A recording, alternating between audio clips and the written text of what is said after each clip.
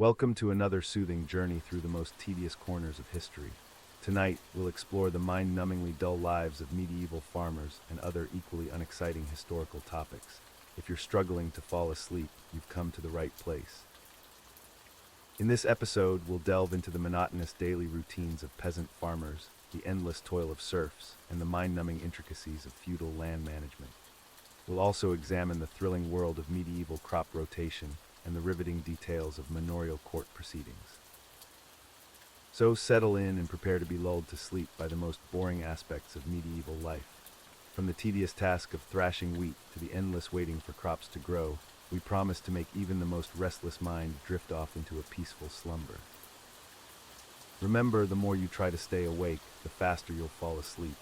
Now, let's begin our soporific journey through the dullest chapters of history. If you're enjoying this soothing journey through boring history, please consider subscribing and hitting that like button. It helps our channel grow and brings more sleepy content your way. Now, let's continue our drowsy tale. As the first light of dawn breaks over the medieval countryside, our farmer's day begins long before the sun fully rises. Let's explore the monotonous morning routine of a typical medieval farmer. The rooster's crow pierces the dim light, signaling the start of another grueling day. Our farmer, let's call him John, stirs from his uncomfortable straw mattress, his back aching from the previous day's labor. John's small, cramped cottage is shared with his entire family and even some livestock. The air is thick with the pungent smell of animals and unwashed bodies. Privacy is a luxury unknown to medieval peasants. As John sits up, he rubs the sleep from his eyes and reaches for his simple clothing. His attire consists of a rough linen shirt and woolen trousers, both patched multiple times. Shoes, if he's fortunate enough to own a pair, are crude leather affairs offering minimal protection against the elements. John's wife Mary is already up, stoking the fire in the hearth. This central fireplace serves as both their heat source and cooking area. The smoke fills the one-room dwelling, as proper chimneys are a rarity in peasant homes.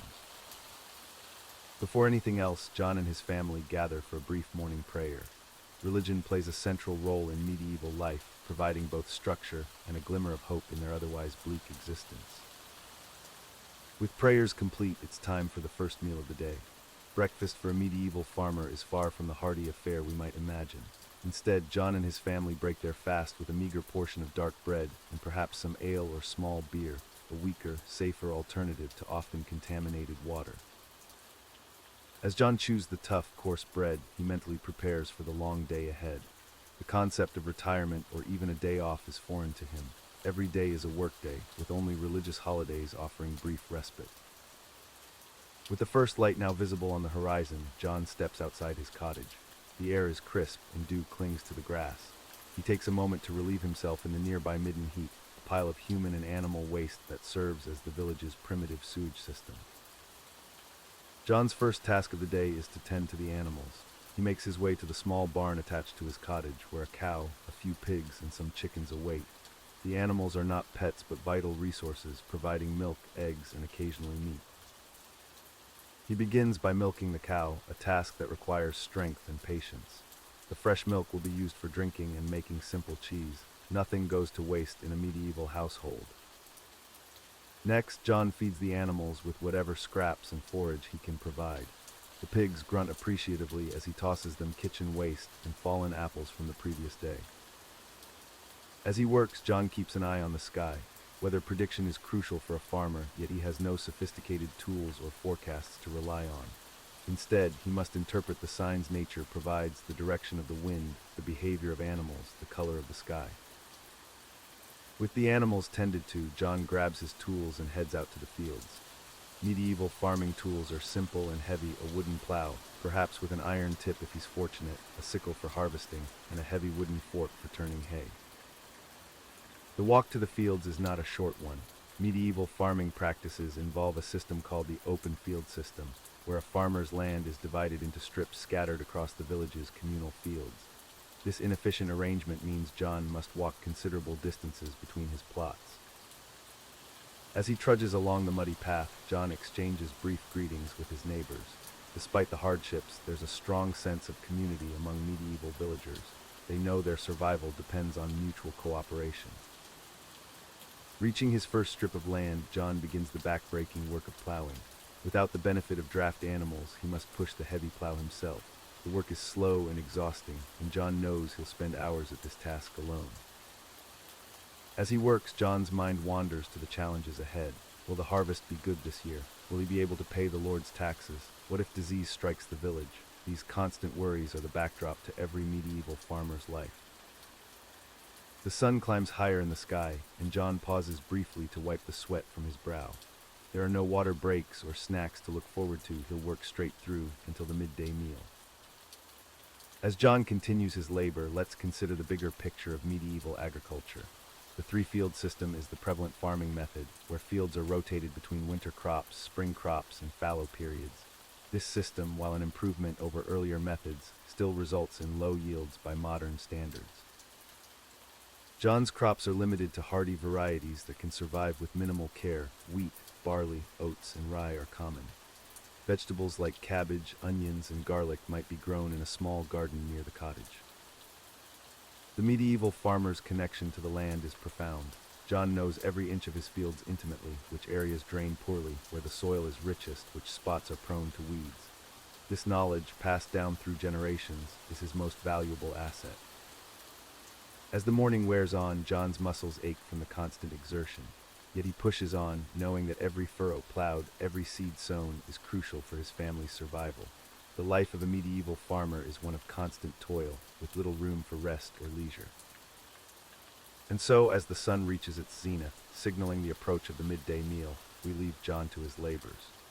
His morning routine, monotonous and grueling as it may seem to us, is but the beginning of another long day in the life of a medieval farmer. As we delve deeper into the life of a medieval farmer, let's explore the grueling task of field work. The medieval agricultural calendar was a relentless cycle of labor, dictated by the changing seasons and the demands of the land. In early spring, as soon as the ground began to thaw, farmers would start preparing their fields. This process, known as plowing, was backbreaking work that could take weeks to complete. The farmer would guide a heavy wooden plow, often pulled by oxen or horses, through the hard earth. The plow itself was a simple yet crucial tool. It consisted of a wooden frame with an iron-tipped share that cut into the soil, creating furrows. This implement was far from efficient by modern standards, and the farmer would have to make multiple passes over the same area to properly turn the soil. Once the field was plowed, the next step was harrowing. This involved breaking up the clods of earth left by the plow, creating a smoother surface for planting. The farmer would drag a heavy wooden harrow, studded with iron teeth, across the field. This process was equally exhausting and time-consuming. With the field prepared, it was time for sowing. The farmer would carry a heavy sack of seed, walking up and down the field, scattering the precious grain by hand. This method, while traditional, was imprecise and often resulted in uneven crop distribution. Throughout the growing season, the farmer's work was far from over. Weeding was a constant chore, requiring hours of bending over in the hot sun, pulling unwanted plants by hand. There were no herbicides or advanced tools to make this task easier. As summer progressed, the farmer would anxiously watch the sky, hoping for the right balance of rain and sunshine. Too much rain could lead to crop rot, while too little could result in drought and failed harvests. The farmer had little control over these factors, and often resorted to prayers and superstitions to ensure a good crop. The harvest season, typically in late summer or early autumn, was perhaps the most crucial and demanding time of the year. Every able-bodied person in the community would be called upon to help bring in the crops before they spoiled or were damaged by weather. Harvesting grain crops like wheat or barley was done entirely by hand using sickles or scythes. The farmer and laborers would spend long days bent over, cutting the stalks close to the ground. This work was not only physically demanding but also dangerous, with the risk of cuts from the sharp tools ever present. After cutting, the grain had to be gathered into sheaves and left to dry in the field. Once dry, these sheaves were collected and transported to a thrashing area, usually a barn floor or outdoor thrashing circle. Thrashing was the process of separating the edible grain from the inedible chaff and straw. This was typically done by beating the dried stalks with flails, long wooden sticks attached to a shorter handle by a piece of leather. The repetitive motion of swinging these flails was exhausting work that could last for days or even weeks, depending on the size of the harvest. Following thrashing came winnowing, where the grain was tossed into the air using large, flat baskets. The lighter chaff would blow away in the wind, leaving the heavier grain behind. This process required skill and patience, as well as favorable weather conditions. It's important to note that medieval farmers didn't just grow grains. They also cultivated a variety of vegetables in smaller plots closer to their homes. These kitchen gardens required constant attention throughout the growing season, with daily watering, weeding, and pest control. Common vegetables included onions, garlic, cabbage, turnips, and various legumes. These crops were crucial for providing dietary variety and essential nutrients, supplementing the staple grains that formed the basis of most meals. Fruit trees and bushes were also an important part of the medieval farm. Apple, pear, and cherry trees were common, as were berry bushes. These required pruning, protection from pests, and careful harvesting when the time came. The medieval farmer also had to maintain hedgerows and fences to keep livestock out of the crops. This involved regular inspections and repairs, often using materials gathered from the surrounding woodlands. Speaking of woodlands, the farmer would also spend time gathering firewood, collecting wild herbs and mushrooms, and perhaps even hunting small game to supplement the family's diet. These activities were typically done in the rare moments when field work was less pressing.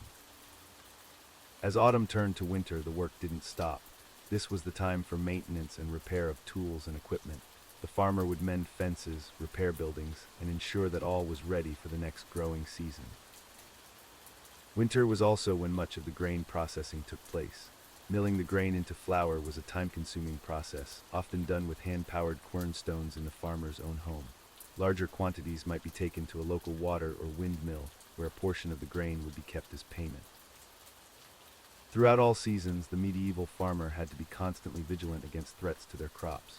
Pests like locusts or rodents could devastate entire fields. Wild animals such as deer or boars might raid crops. And always there was the threat of human thieves, necessitating night watches during crucial growing and harvesting periods. The life of a medieval farmer was one of constant toil, from dawn to dusk every day of the year. The work was physically demanding, often painful, and fraught with uncertainty. A single bad harvest could mean the difference between survival and starvation for the farmer and their family. Yet despite these hardships, medieval farmers persevered. Their labor was the foundation of the entire feudal system, providing food not only for themselves but for the nobility, clergy, and growing urban populations. Without their backbreaking work in the fields, medieval society as we know it could not have existed. As we delve deeper into the life of a medieval farmer, let's explore their meals and nutrition. The diet of these hardworking individuals was far from the varied and balanced meals we enjoy today. In fact, it was often monotonous and lacking in essential nutrients. The staple food for medieval farmers was bread. This wasn't the soft, fluffy bread we're accustomed to, but rather a coarse, dense loaf made from rye or barley. Wheat bread was considered a luxury and was usually reserved for the wealthy. The farmer's bread was often dark, heavy, and sometimes contained bits of chaff or small pebbles from the milling process. To accompany their bread, farmers would typically have a thick soup or pottage. This was a stew-like dish made from whatever vegetables were available, usually root vegetables like turnips, carrots, or onions. Occasionally, they might add some beans or peas for protein. Meat was a rare treat, usually reserved for special occasions or when an animal was too old or sick to be of use on the farm. The concept of 3 meals a day didn't exist for medieval farmers. Instead, they usually ate 2 meals, a light breakfast and a more substantial dinner in the late afternoon.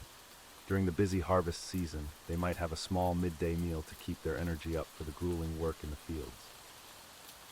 Breakfast for a medieval farmer was simple and quick. It often consisted of a piece of bread, perhaps spread with a bit of dripping animal fat if they were lucky, and some ale. Yes, you heard that right, ale was a common breakfast drink.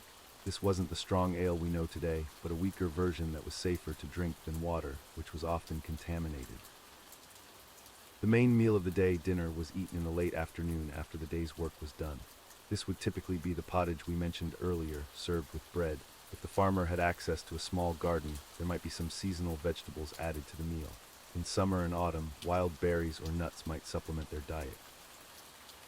You might be wondering about dairy products. While many farmers kept cows or goats, most of the milk was used to make cheese or butter, which could be preserved longer than fresh milk. These were often sold or given as rent payment rather than consumed by the farmer's family. The nutritional value of this diet was far from ideal. It was high in carbohydrates but severely lacking in protein, vitamins, and minerals. This deficiency often led to various health problems. Scurvy, caused by a lack of vitamin C, was common, especially in winter when fresh fruits and vegetables were scarce. Another issue was the lack of variety in their diet. The monotony of eating the same foods day after day, year after year, must have been incredibly dull. Imagine having virtually the same meal every single day of your life. The thought alone is enough to make one appreciate the diversity of our modern diets. Seasonality played a significant role in the medieval farmer's diet. Spring and early summer were often the leanest times, known as the hungry gap. This was when the previous year's stores were running low, but the new crops weren't ready for harvest yet. During these times, farmers might have to forage for wild plants to supplement their meager meals. In contrast, late summer and autumn were times of relative plenty. Harvest time brought fresh grains and vegetables, and farmers might even indulge in some fresh fruit. However, the challenge then became preserving enough food to last through the winter and early spring. Preservation methods were crucial for survival. Salting was a common method for preserving meat, although most farmers couldn't afford to keep much meat for themselves. Vegetables might be pickled in vinegar or stored in cool, dry places. Grains were carefully stored to protect them from moisture and pests. It's worth noting that the quality of food often depended on the farmer's status and the region they lived in. A more prosperous farmer might have a slightly better diet, perhaps with more frequent servings of meat or a greater variety of vegetables. Those living near the coast might have access to fish, while those in more fertile regions might have a wider range of crops. Special occasions, such as religious festivals or weddings, were rare opportunities for more lavish meals. These might include roasted meats, sweetened dishes, or even wine. However, such feasts were few and far between for the average medieval farmer. The impact of this diet on overall health was significant. The lack of fresh fruits and vegetables led to vitamin deficiencies, while the high-carbohydrate, low-protein diet resulted in malnutrition. Dental health was particularly poor, with many people losing teeth at a young age due to the coarse bread wearing down their enamel and the lack of dental hygiene. It's also important to consider the impact of crop failures on the medieval farmer's diet. A bad harvest could mean the difference between survival and starvation. In years of drought or excessive rain, when crops failed, farmers might be reduced to eating bark, grass, or even clay to stave off hunger. The medieval farmer's relationship with food was fundamentally different from ours today. Food wasn't just sustenance, it was a precious resource that required immense labor to produce and preserve. Every morsel was valued, and waste was virtually unheard of. This mindset is a stark contrast to our modern culture of abundance and convenience. As we reflect on the meals and nutrition of medieval farmers, it's clear that their diet was a testament to their resilience and adaptability. Despite the challenges of limited resources, lack of variety, and the constant threat of scarcity, they managed to survive and even thrive in many cases. Their experience serves as a poignant reminder of how far we've come in terms of food security and nutrition, and perhaps a call to appreciate the abundance and variety we often take for granted in our modern world. As we delve deeper into the life of a medieval farmer, we must first understand the social structure that governed their existence. The feudal system, a complex hierarchy of power and obligation, shaped every aspect of a farmer's life. At the top of this pyramid sat the monarch, the king or queen who ruled over the entire kingdom. Below them were the powerful nobles, men and women who held vast tracts of land granted by the crown. These nobles, in turn, divided their lands among lesser lords and knights. At the bottom of this social ladder were the peasants, including our humble farmers. They were the foundation upon which the entire feudal system rested, yet they enjoyed the least amount of freedom and privilege. Most farmers fell into the category of serfs, a status that was little better than slavery. Serfs were bound to the land they worked and could not leave without their lord's permission. This tie to the land was so strong that when estates changed hands, the serfs were transferred along with the property, like living assets. The relationship between a serf and their lord was one of mutual obligation, at least in theory. The lord provided protection from external threats and a plot of land to work. In return, the serf owed labor, a portion of their harvest and unwavering loyalty. This arrangement might sound fair at first glance, but the reality was far from equitable. The Lord's protection often amounted to little more than not actively harming the serfs themselves, while the demands placed on the farmers were extensive and exhausting. A typical serf owed their lord several days of labor each week, known as corvée. This could involve working the lord's fields, repairing roads, or maintaining the castle. During crucial times like planting and harvest, serfs might be required to work every day on the lord's land, leaving little time for their own plots. Beyond labor, serfs were required to pay various taxes and fees to their lord. These could take the form of a portion of their harvest, usually around 1/3, as well as additional payments for the use of the lord's mill, oven, or other facilities. The lord also had the right to demand special payments on certain occasions. When the lord's daughter married, for instance, serfs might be required to contribute to her dowry. If the lord was captured in battle, serfs could be forced to pay towards the ransom. Serfs had little recourse against unfair treatment. The lord was judge and jury in most local disputes, and appealing to higher authorities was practically impossible for a lowly farmer. The church, which held significant power in medieval society, often reinforced this system, preaching that the social order was divinely ordained. However, it's important to note that not all farmers were serfs. A small minority managed to achieve the status of free peasants. These individuals had more rights and fewer obligations to their lords, but they were still far from what we would consider free by modern standards. Free peasants could own their own land, though this was rare. More commonly, they rented land from a lord or the church. While they didn't owe the same labor services as serfs, they still had to pay rent and were subject to many of the same taxes and fees. The life of a free peasant was marginally better than that of a serf. They had the right to move freely, could marry without their lord's permission, and could even appear in royal courts. However, their day-to-day existence was often not significantly different from their serf neighbors. Both serfs and free peasants lived in small villages, typically consisting of 10-60 families. These communities were tight-knit out of necessity, as survival often depended on cooperation. Farmers would share tools, help each other with labor-intensive tasks, and collectively manage common resources like pastures and woodland. The village was centered around the manor house, the local lord's residence, and the parish church. The church played a central role in village life, not just as a place of worship, but as a community center and the source of the only formal education most villagers would ever receive. Most farmers lived in small, cramped houses made of wattle and daub, a mixture of mud, straw, and manure plastered over a wooden frame. These homes typically consisted of a single room where the entire family lived, ate, and slept. Privacy was a luxury unknown to medieval peasants. The floor was usually bare earth, sometimes covered with rushes or straw. Furniture was minimal, perhaps a table, a few stools, and a chest for storing clothes and valuables. Beds were often just piles of straw covered with a coarse blanket. Sanitation was poor, to say the least. Most houses had no windows, relying on a hole in the roof to let out smoke from the central hearth. This same hole let in rain and snow. There was no running water, no toilets, and no concept of germ theory. Disease was a constant companion in medieval villages. Despite these hardships, there was a sense of community and shared purpose in these villages. Festivals and holy days provided brief respites from the daily grind, allowing farmers to come together, celebrate, and forget their troubles for a short while. However, it's crucial to remember that even these moments of joy were circumscribed by the rigid social structure. A farmer celebrating at a festival was still a serf or a peasant, still bound by obligations to their lord and the church. This social immobility was perhaps one of the most oppressive aspects of medieval life for farmers. The idea that one could substantially improve their lot in life through hard work or talent was largely foreign. A farmer's son would almost certainly grow up to be a farmer, just as his father and grandfather had before him. There were rare exceptions, of course. A particularly bright peasant boy might be noticed by a sympathetic priest and given the opportunity to join the clergy. This was one of the few paths of social advancement available to the lower classes.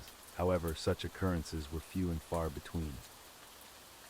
For the vast majority of medieval farmers, life was a cycle of endless toil, punctuated by moments of communal celebration and the ever-present specter of hardship and disaster. Their place in the social hierarchy was fixed, their obligations many, and their rights few. Yet it was on the backs of these farmers that medieval society was built. Their labor fed the population, supported the nobility, and allowed for the great cathedrals and castles to be constructed. Without them, the medieval world as we know it could not have existed. As we move forward in our exploration of the medieval farmer's life, remember this social context. It colored every aspect of their existence, from the work they did to the food they ate, from the clothes they wore to the dreams they dared to dream. In our next segment, we'll delve into the daily routine of these hardy individuals, examining the backbreaking labor that filled their days from dawn to dusk. As we delve deeper into the life of a medieval farmer, let's explore one of the most challenging aspects of their existence: health and medicine. In an era without modern medical knowledge or advanced healthcare systems, staying alive and healthy was a constant struggle. Medieval farmers faced numerous health risks due to their living conditions and work environment. Poor sanitation, inadequate nutrition, and exposure to harsh weather conditions all contributed to a myriad of health problems. Let's examine some of the most common ailments that plagued these hardworking individuals. First on our list is the ever-present threat of infectious diseases. In crowded villages with little understanding of germ theory, illnesses spread like wildfire. The common cold, influenza, and more severe diseases like dysentery were frequent visitors to medieval households. Imagine waking up one morning with a high fever, your body aching all over. As a medieval farmer, you wouldn't have the luxury of calling in sick or visiting a well-equipped hospital. Instead, you'd likely drag yourself out of bed, hoping the illness would pass quickly as you tended to your crops and animals. Parasitic infections were another constant concern. Intestinal worms, such as roundworms and tapeworms, were commonplace due to contaminated water sources and undercooked meat. These parasites could cause malnutrition, weakness, and in severe cases, death. Picture the discomfort of hosting these unwelcome guests in your body, sapping your strength as you toiled in the fields. The lack of proper diagnosis and treatment meant that many farmers suffered silently, their bodies becoming unwilling hosts to these invasive creatures. Skin conditions were also prevalent among medieval farmers. Prolonged exposure to the elements, coupled with poor hygiene, led to a variety of dermatological issues. Fungal infections, such as athlete's foot and ringworm, thrived in the damp, sweaty conditions of leather shoes and woolen clothing. Imagine the constant itching and discomfort as you worked long hours under the sun, your skin raw and inflamed. With limited understanding of these conditions and few effective treatments available, relief was often hard to come by. Injuries were an ever-present danger in the life of a medieval farmer. The use of primitive tools and the physical nature of their work meant that cuts, bruises, and more severe injuries were commonplace. A simple cut could quickly become infected, leading to potentially life-threatening complications. Consider the anxiety of sustaining a deep gash while working with a scythe or plow. Without proper medical care, you'd be left to clean the wound as best you could, perhaps applying a poultice of herbs and hoping fervently that it wouldn't become infected. When it came to treating these various ailments and injuries, medieval farmers had to rely on a combination of folk remedies, superstition, and the limited medical knowledge of the time. The concept of the four humors, blood, phlegm, yellow bile, and black bile, dominated medical thinking, leading to treatments that often did more harm than good. Imagine feeling desperately ill and being subjected to bloodletting, a common practice believed to restore balance to the body's humors. As you watch your precious life force drain away, you might wonder if the cure was worse than the disease itself. Herbal remedies played a significant role in medieval medicine. While some of these treatments had genuine medicinal properties, others were based more on folklore than fact. Chamomile for upset stomachs, garlic for infections, and willow bark, a precursor to aspirin, for pain relief were among the more effective remedies. Picture yourself carefully tending a small herb garden near your cottage, nurturing plants that might one day save your life or ease your suffering.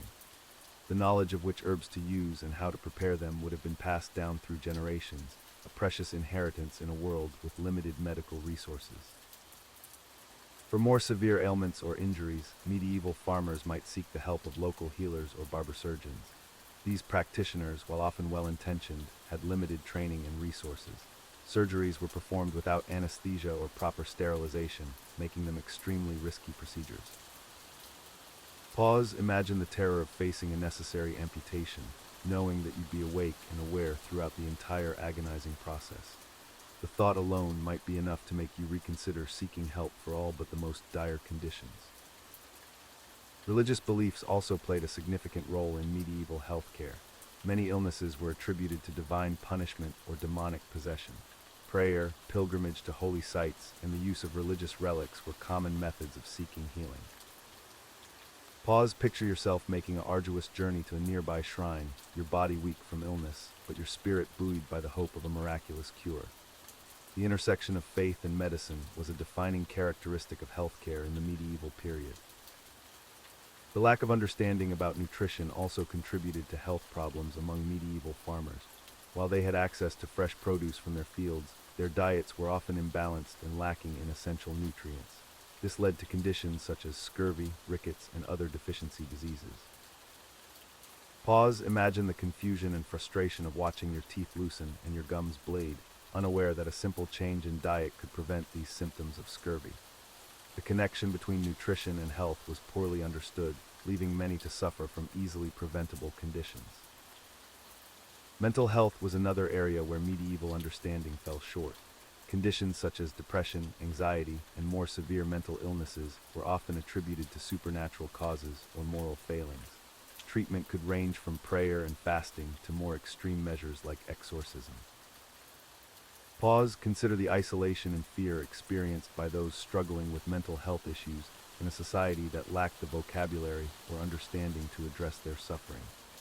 The stigma associated with these conditions often led to social ostracism, adding to the already heavy burden of the afflicted. As we reflect on the health challenges faced by medieval farmers, it's clear that their lives were fraught with physical and mental hardships that we can scarcely imagine today. The constant threat of illness and injury, coupled with limited and often misguided medical treatments, made survival a daily struggle. Yet despite these enormous challenges, medieval farmers persevered. They developed resilience and resourcefulness, relying on community support, traditional knowledge, and sheer determination to overcome the health obstacles they faced. Their ability to endure in the face of such adversity is a testament to the human spirit's remarkable capacity for survival and adaptation. As we conclude our exploration of the medieval farmer's life, it's clear that their existence was far from the romanticized notions we might have today. The backbreaking labor, constant uncertainty, and oppressive social structures created a life of hardship that's difficult for us to fully comprehend in our modern world. Despite these challenges, medieval farmers showed remarkable resilience. They developed innovative agricultural techniques, formed tight-knit communities for mutual support, and found ways to celebrate life's simple joys amidst their struggles. Their perseverance laid the foundation for agricultural advancements that would eventually lead to increased food production and societal progress. However, it's crucial to remember that this progress came at a great cost to countless generations of farmers. The feudal system, while providing some measure of protection, essentially trapped farmers in a cycle of poverty and servitude that lasted for centuries. It wasn't until the gradual breakdown of feudalism and the advent of new technologies that the lot of the average farmer began to improve significantly. In reflecting on the life of medieval farmers, we gain a deeper appreciation for the comforts and freedoms we enjoy today. Our modern agricultural systems, labor laws, and social safety nets are the result of centuries of struggle and progress. While we still face challenges in ensuring fair treatment and sustainability in farming, the stark realities of medieval agricultural life serve as a powerful reminder of how far we've come. So the next time you enjoy a meal or pass by a farm, take a moment to consider the long history of human agricultural endeavor. From the medieval farmer toiling in the fields to the modern agricultural scientist developing drought-resistant crops, each has played a part in the ongoing story of how we feed ourselves and shape our world. As we leave behind the harsh realities of medieval farming, let's turn our attention to another aspect of life in the Middle Ages. Our next topic will explore the intricacies of castle construction and the daily lives of those who called these stone fortresses home. From the lowly servants to the noble lords, we'll uncover why living in a castle wasn't always as glamorous as it might seem. As we drift further back in time, let's explore another group of workers who had it rough, the laborers of ancient Egypt. While we often think of grand pyramids and golden treasures, the reality for most Egyptians was far less glamorous.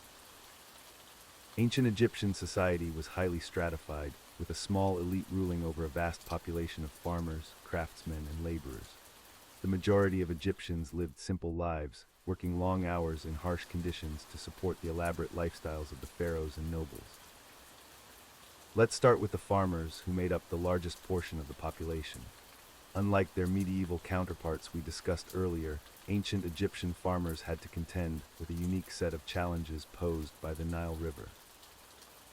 The agricultural year in Egypt was divided into 3 seasons: Akhit, the flooding season; Perit, the growing season; and Shemu, the harvesting season.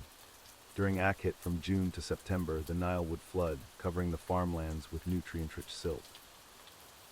While this annual flood was crucial for agriculture, it also meant that farmers had to evacuate their homes and move to higher ground. Imagine having to uproot your entire family and possessions every year just to avoid being swept away by the rising waters. Once the floods receded, farmers would return to their fields to begin the arduous process of clearing debris, repairing irrigation channels, and preparing the land for planting. This work was backbreaking and time-sensitive, as they needed to take full advantage of the fertile soil left behind by the flood.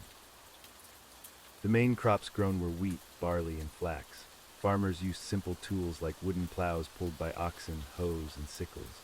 The work was labor-intensive and required long hours under the scorching Egyptian sun. But here's the kicker: despite all their hard work, farmers didn't own the land they tilled. Most of the farmland belonged to the pharaoh, temples, or wealthy nobles. Farmers were essentially tenants, required to pay hefty taxes in the form of a portion of their harvest. These taxes could be as high as 60% of their yield. Imagine working tirelessly all year, only to have more than half of your produce taken away. And if you couldn't meet your quota, well, you might find yourself facing severe punishment or even imprisonment. Speaking of punishment, let's talk about another group of laborers who had it particularly rough: the conscripted workers.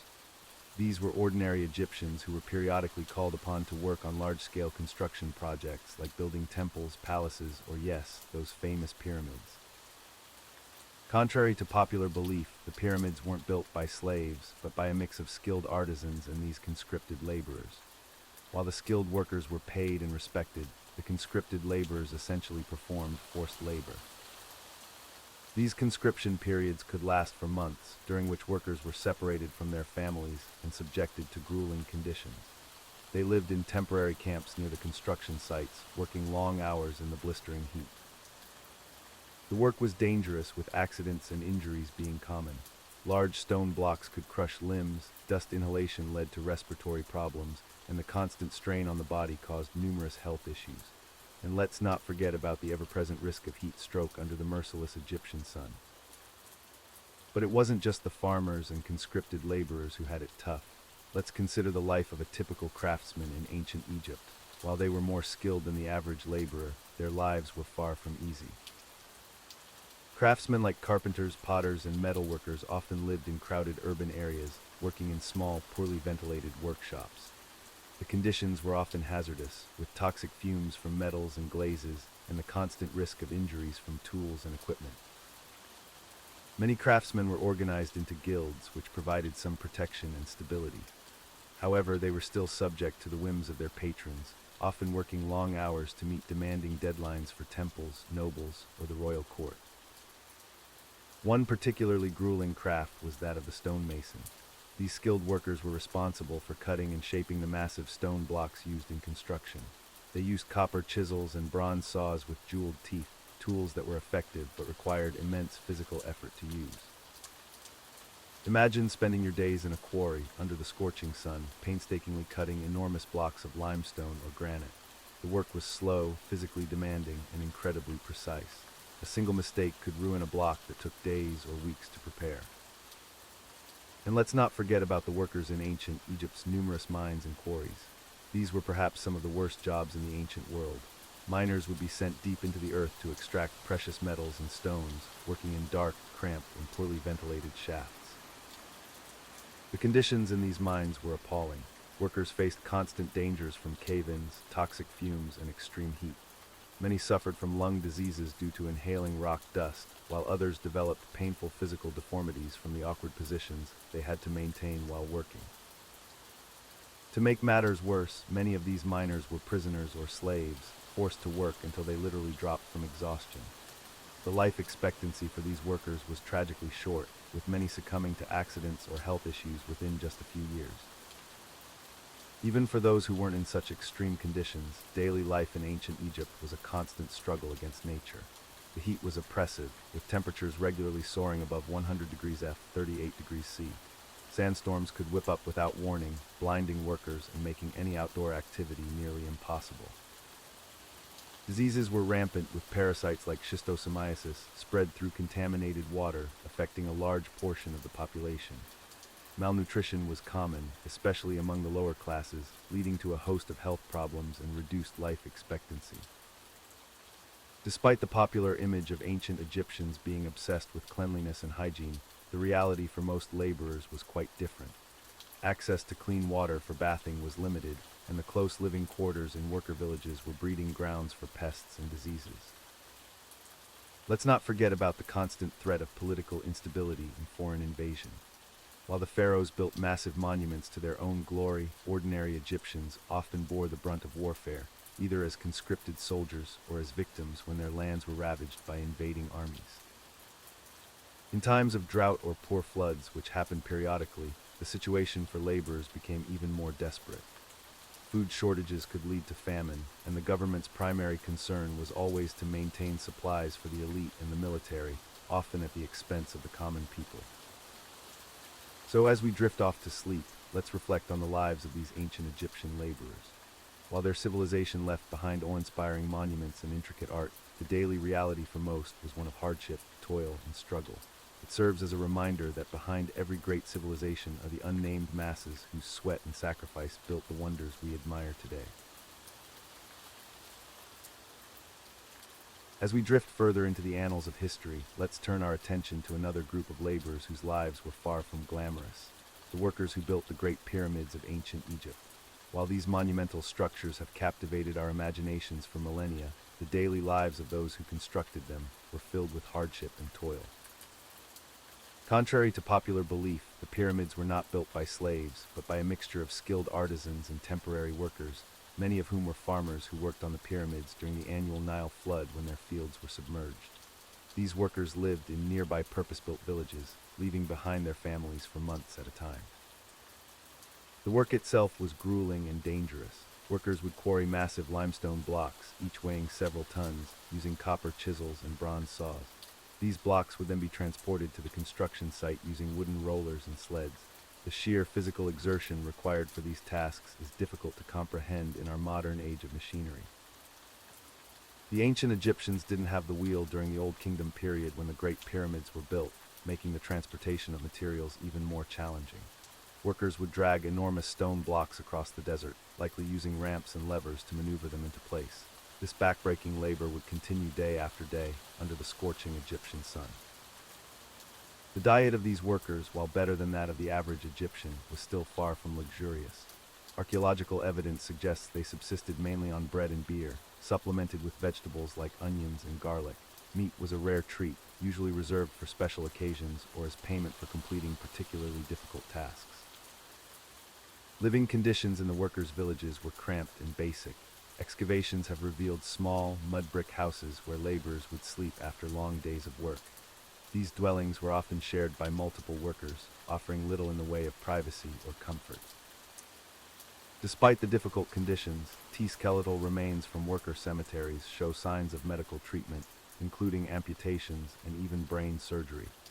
This suggests that there were dedicated medical professionals on site to tend to injured workers.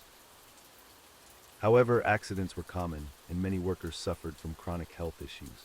The constant lifting and carrying of heavy stones led to degenerative joint diseases, while inhaling stone dust caused respiratory problems.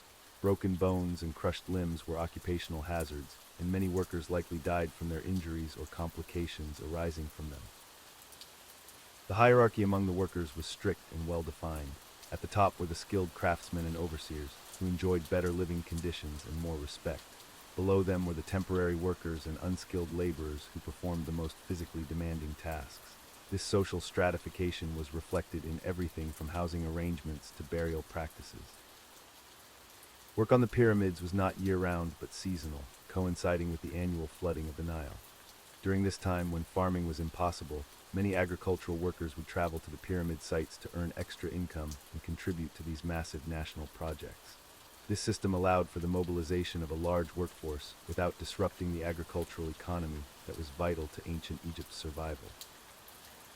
The ancient Egyptians had a complex system of labor organization. Workers were divided into crews, which were further subdivided into smaller gangs.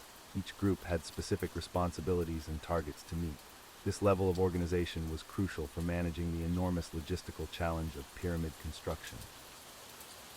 Motivation for the workers came in various forms. There was, of course, the promise of payment, usually in the form of food rations.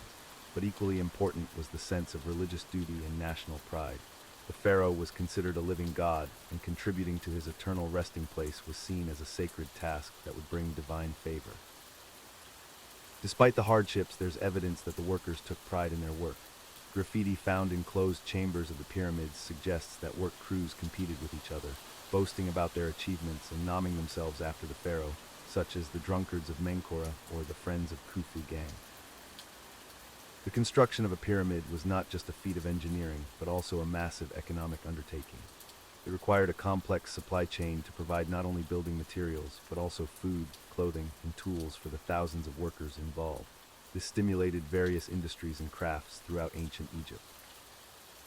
While the pyramids stand as testaments to the ingenuity and organizational skills of ancient Egyptian society, they also serve as monuments to the anonymous masses who dedicated their lives to their construction. These workers lived in a world where personal comfort was secondary to the greater goal of ensuring their pharaoh's immortality. As we reflect on the lives of these ancient laborers, we're reminded of the immense human cost behind many of history's greatest achievements. The pyramids, while awe-inspiring, were built on the backs of countless individuals who endured hardship, pain, and often premature death in service to their beliefs and their society. In the end, the pyramid workers' legacy is a complex one. They participated in creating some of the most enduring monuments in human history, yet their individual stories have been lost to time. Their lives serve as a poignant reminder of the often overlooked human element in the grand narratives of historical achievement. As we conclude our exploration of the Egyptian laborers' lives, it's clear that their existence was far from the glamorous depictions we often see in movies about ancient Egypt. These workers, who formed the backbone of one of history's most impressive civilizations, faced daily challenges that would make most of us grateful for our modern comforts. The scorching heat of the desert sun beat down relentlessly on their backs as they toiled away, building monuments that would last millennia. Yet their own lives were often cut short by the harsh conditions they endured. The average lifespan of an Egyptian laborer was dismally low, with many not living past their 30s due to the physical toll of their work and the lack of adequate medical care. Their diet, while better than some of their contemporaries in other parts of the world, was still lacking in many essential nutrients. The staple foods of bread and beer, supplemented occasionally with vegetables and rarely with meat, barely provided enough sustenance for their grueling work schedules. Malnutrition and related diseases were common, further reducing their quality of life and work capacity. Perhaps one of the most overlooked aspects of their lives was the constant exposure to dangerous working conditions. Accidents were frequent, with falling stones, collapsing structures, and tool-related injuries being a daily risk. The lack of proper safety measures meant that even a minor injury could lead to infection and potentially death. Despite these hardships, the Egyptian laborers left an indelible mark on history. Their work, from the Great Pyramids to the intricate irrigation systems, continues to astound us today. It's a testament to human endurance and the capacity to create something lasting, even in the face of tremendous adversity. As we drift off to sleep tonight, let's take a moment to appreciate the relative comfort of our beds and the advances in working conditions that separate us from those ancient toilers. Their struggles remind us of how far we've come, and perhaps how much further we still have to go in ensuring dignified working conditions for all.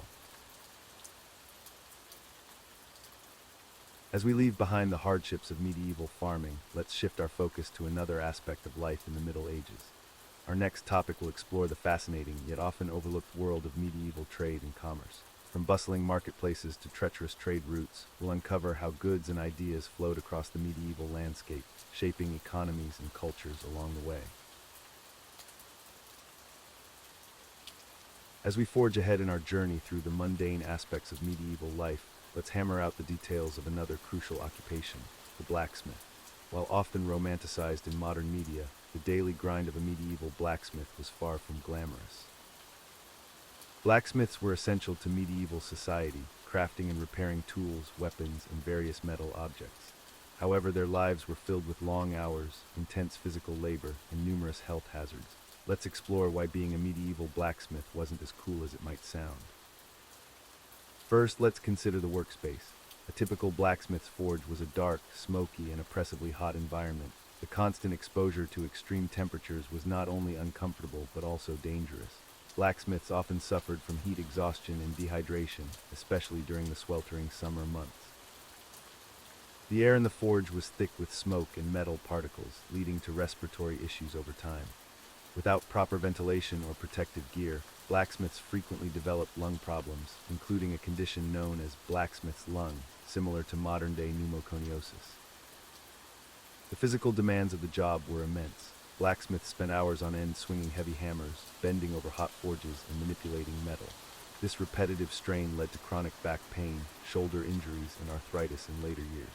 The constant exposure to loud noises from hammering and the roar of the forge often resulted in hearing loss. Burns were an ever-present danger. Even the most skilled blacksmiths couldn't always avoid the searing heat of molten metal or the sparks that flew from the anvil. Minor burns were a daily occurrence, while more severe injuries could be life-threatening in an era without advanced medical care. Eye injuries were another significant risk. Flying metal fragments and sparks could easily damage a blacksmith's eyesight. Many experienced partial or complete blindness as they aged, a cruel irony for craftsmen who relied so heavily on their visual acuity. The tools of the trade were primitive by today's standards. Blacksmiths had to make do with basic hammers, tongs, and anvils. The lack of precision tools meant that achieving consistency in their work was challenging and time-consuming. A single mistake could ruin hours of labor, leading to wasted materials and lost income. Speaking of income, while blacksmiths were respected for their skills, they weren't necessarily wealthy. Many struggled to make ends meet, especially in rural areas where the demand for their services was seasonal. During lean times, they might have to take on additional work or trade their services for food and other necessities. The apprenticeship system was another aspect that made life difficult for aspiring blacksmiths. Young apprentices often started their training as early as 7 years old. They endured long hours of menial tasks, harsh discipline, and minimal pay for years before they could even begin to learn the finer points of metalworking. These apprentices lived and worked in close quarters with their masters, often sleeping in the workshop itself. Privacy was non-existent, and the work-life balance we value today was an alien concept. Their entire existence revolved around the forge and the whims of their master. The nature of the work also meant that blacksmiths were often socially isolated. The constant noise and heat of the forge made it difficult to socialize during work hours, and the long days left little time for leisure activities. Many blacksmiths developed a reputation for being solitary and taciturn, further limiting their social interactions. In times of war, blacksmiths faced additional pressures. They were expected to rapidly produce weapons and armor, often working around the clock to meet the demands of local lords or armies. Failure to meet these demands could result in severe punishments, including imprisonment or even death in extreme cases. The medieval period was also rife with superstitions, and blacksmiths were not immune to these beliefs.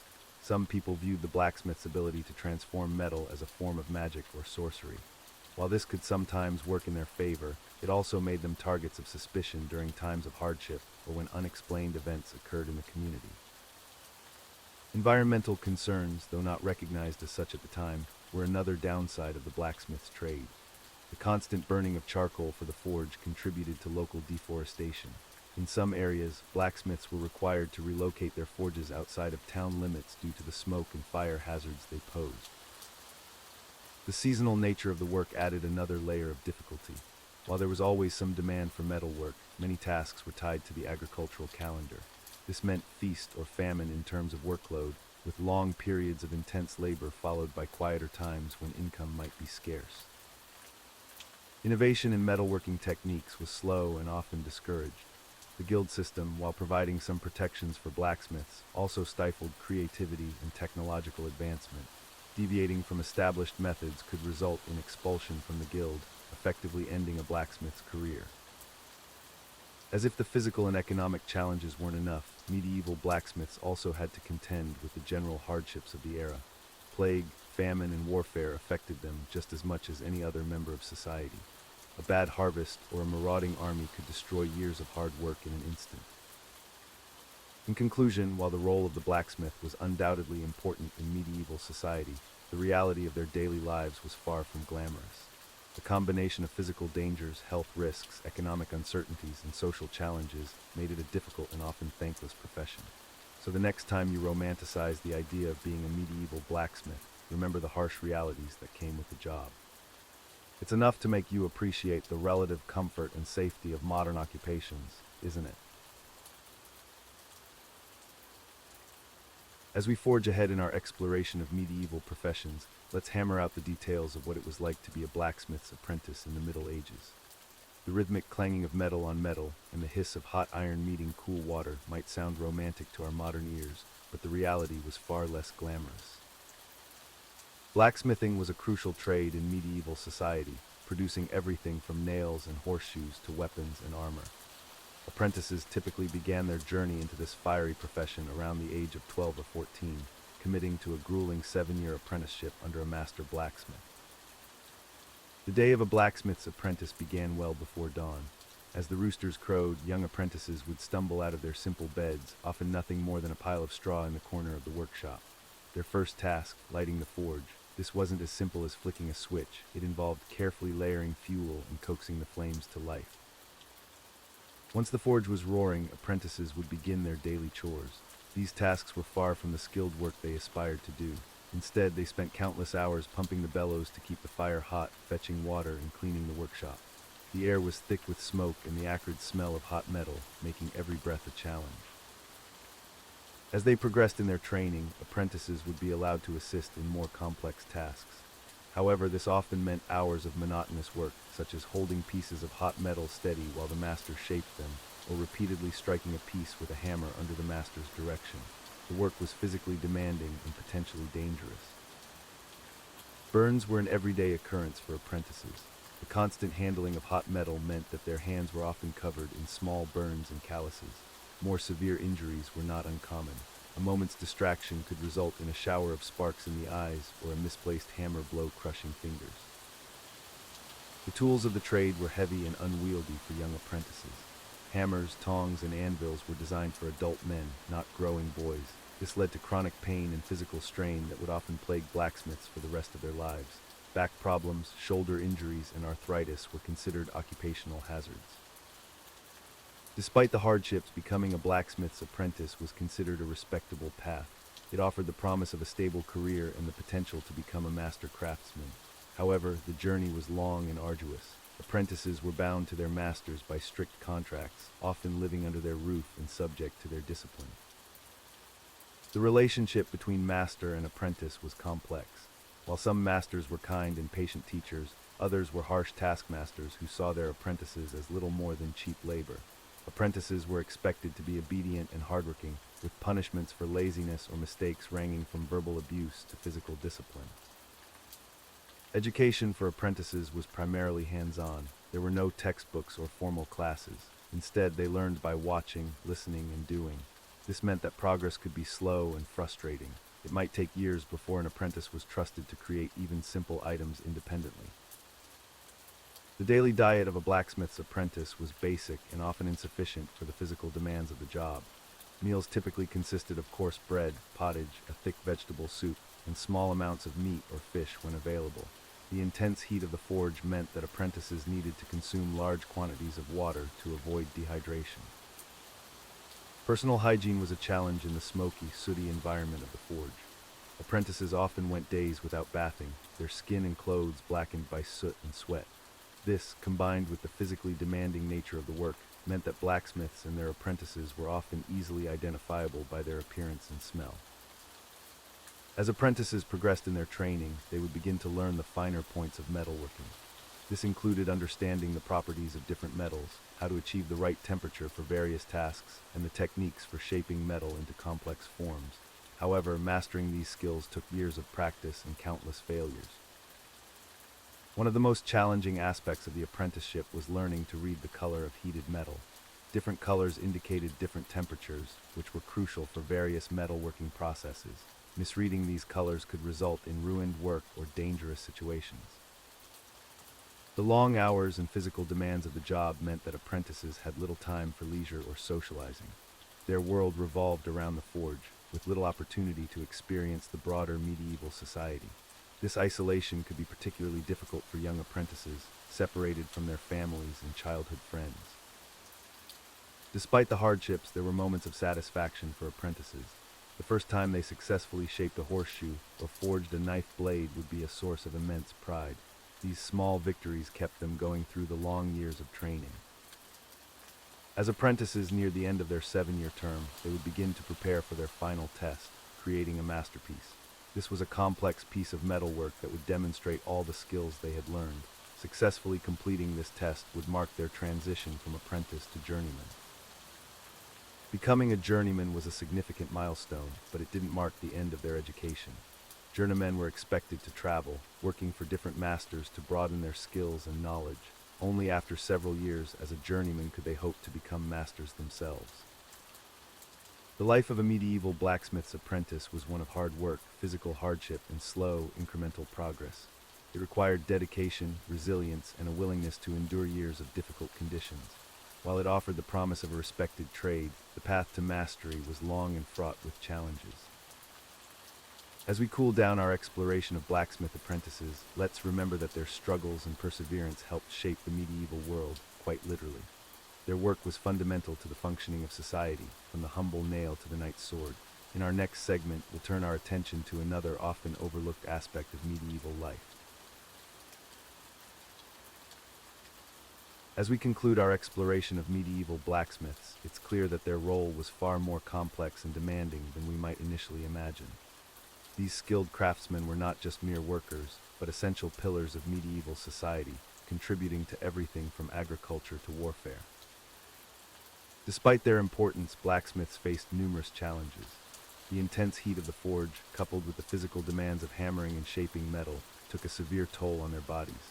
Many suffered from respiratory issues due to inhaling metal particles and coal dust, while others experienced hearing loss from the constant clanging of metal on metal. Moreover, the financial stability of a blacksmith was often precarious. While they were generally more prosperous than farmers, their income could fluctuate wildly depending on the needs of their community and the availability of raw materials. In times of war, they might find themselves overwhelmed with orders for weapons and armor, while in peacetime, they might struggle to make ends meet. Yet for all these hardships, blacksmiths held a unique position in medieval society. They were respected for their skills and often viewed with a mixture of awe and suspicion due to their ability to transform raw materials into useful tools and weapons. This sometimes led to accusations of sorcery or dealings with supernatural forces, especially in more superstitious communities. In the end, the life of a medieval blacksmith was a testament to human ingenuity and perseverance.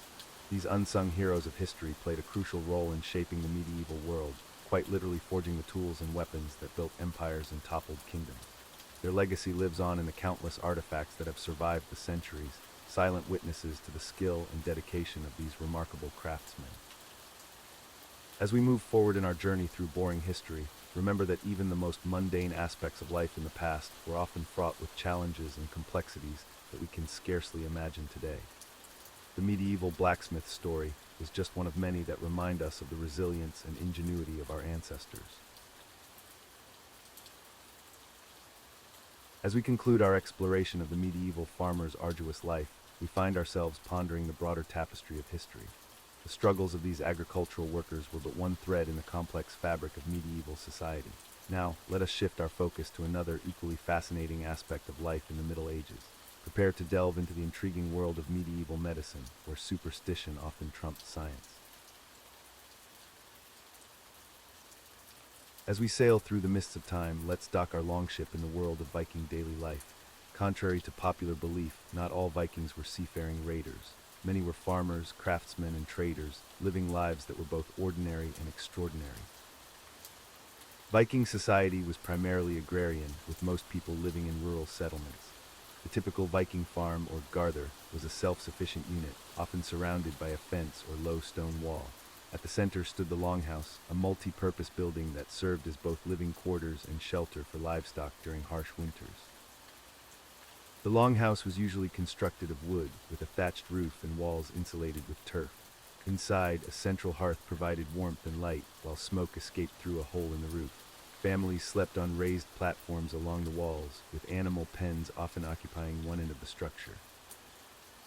Daily life for Viking farmers revolved around the seasons. Spring was a time of planting crops such as barley, oats, and rye.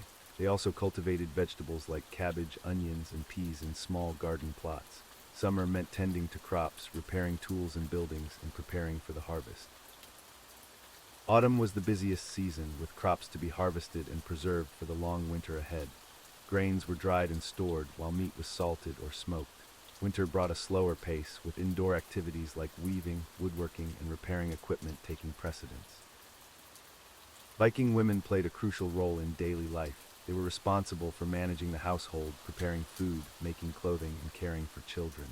Many were skilled in textile production, creating the woolen sails that powered Viking ships. Some women also practiced medicine or held positions of religious importance. Men typically handled farming, hunting, fishing, and crafting. They were expected to be capable warriors as well, ready to defend their homes or join raiding parties when called upon. Children began contributing to household tasks from a young age, learning skills that would serve them in adulthood. The Viking diet was varied but centered around what could be produced or obtained locally. Staples included bread, porridge, dairy products, and fish. Meat, while consumed, was less common and often reserved for special occasions. Beer and mead were popular beverages, with drinking playing a significant role in social gatherings. Clothing was primarily made from wool, with linen used for undergarments. Men typically wore trousers and tunics, while women donned long dresses with apron-like overdresses. Both genders wore cloaks fastened with decorative brooches. Jewelry was popular among those who could afford it, with intricate designs in silver, gold, and amber. Personal hygiene was important to the Vikings, contrary to the popular image of them as unkempt barbarians. Combs, ear spoons, and tweezers have been found in archaeological sites, suggesting a concern for personal grooming. Bathing was a weekly ritual, often taking place on Saturdays. Religion played a significant role in Viking daily life. Most Vikings followed the Norse pantheon, worshipping gods like Odin, Thor, and Freya. Religious ceremonies were often tied to the agricultural calendar, with major festivals marking the changing seasons. The head of the household would typically lead family religious observances. Trade was an essential part of Viking society, even for those who never left their homeland. Local markets allowed farmers to exchange surplus goods, while long-distance trade brought exotic items from as far away as the Byzantine Empire and the Islamic world. Coins, hacksilver, and trade goods like furs and amber were used as currency. Education in Viking society was informal but effective. Children learned through observation and participation in daily tasks. Oral tradition was strong, with stories, poems, and historical accounts passed down through generations. Runes were used for writing, though literacy was not widespread. Entertainment took various forms in Viking society. Storytelling was a popular pastime, with skalds, poets reciting epic tales of gods and heroes. Music and dance were enjoyed at festivals and gatherings. Board games like Hnefatafl, a strategic game similar to chess, were popular among all social classes. The concept of law and justice was well developed in Viking society. Local assemblies called things were held to settle disputes and make important decisions. These gatherings also served as social events, bringing communities together. As we've seen, daily life for the average Viking was far more complex and nuanced than the popular image of horn-helmeted raiders might suggest.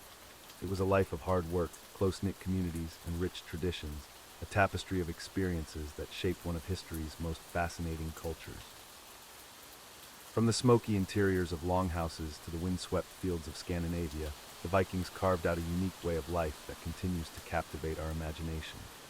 As we sail away from this glimpse into their world, we're left with a deeper appreciation for the ordinary people behind the extraordinary legends.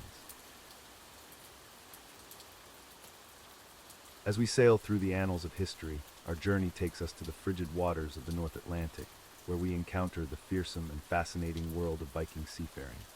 For 10 minutes, we'll explore why life aboard a Viking longship was far from the romanticized adventures often portrayed in modern media.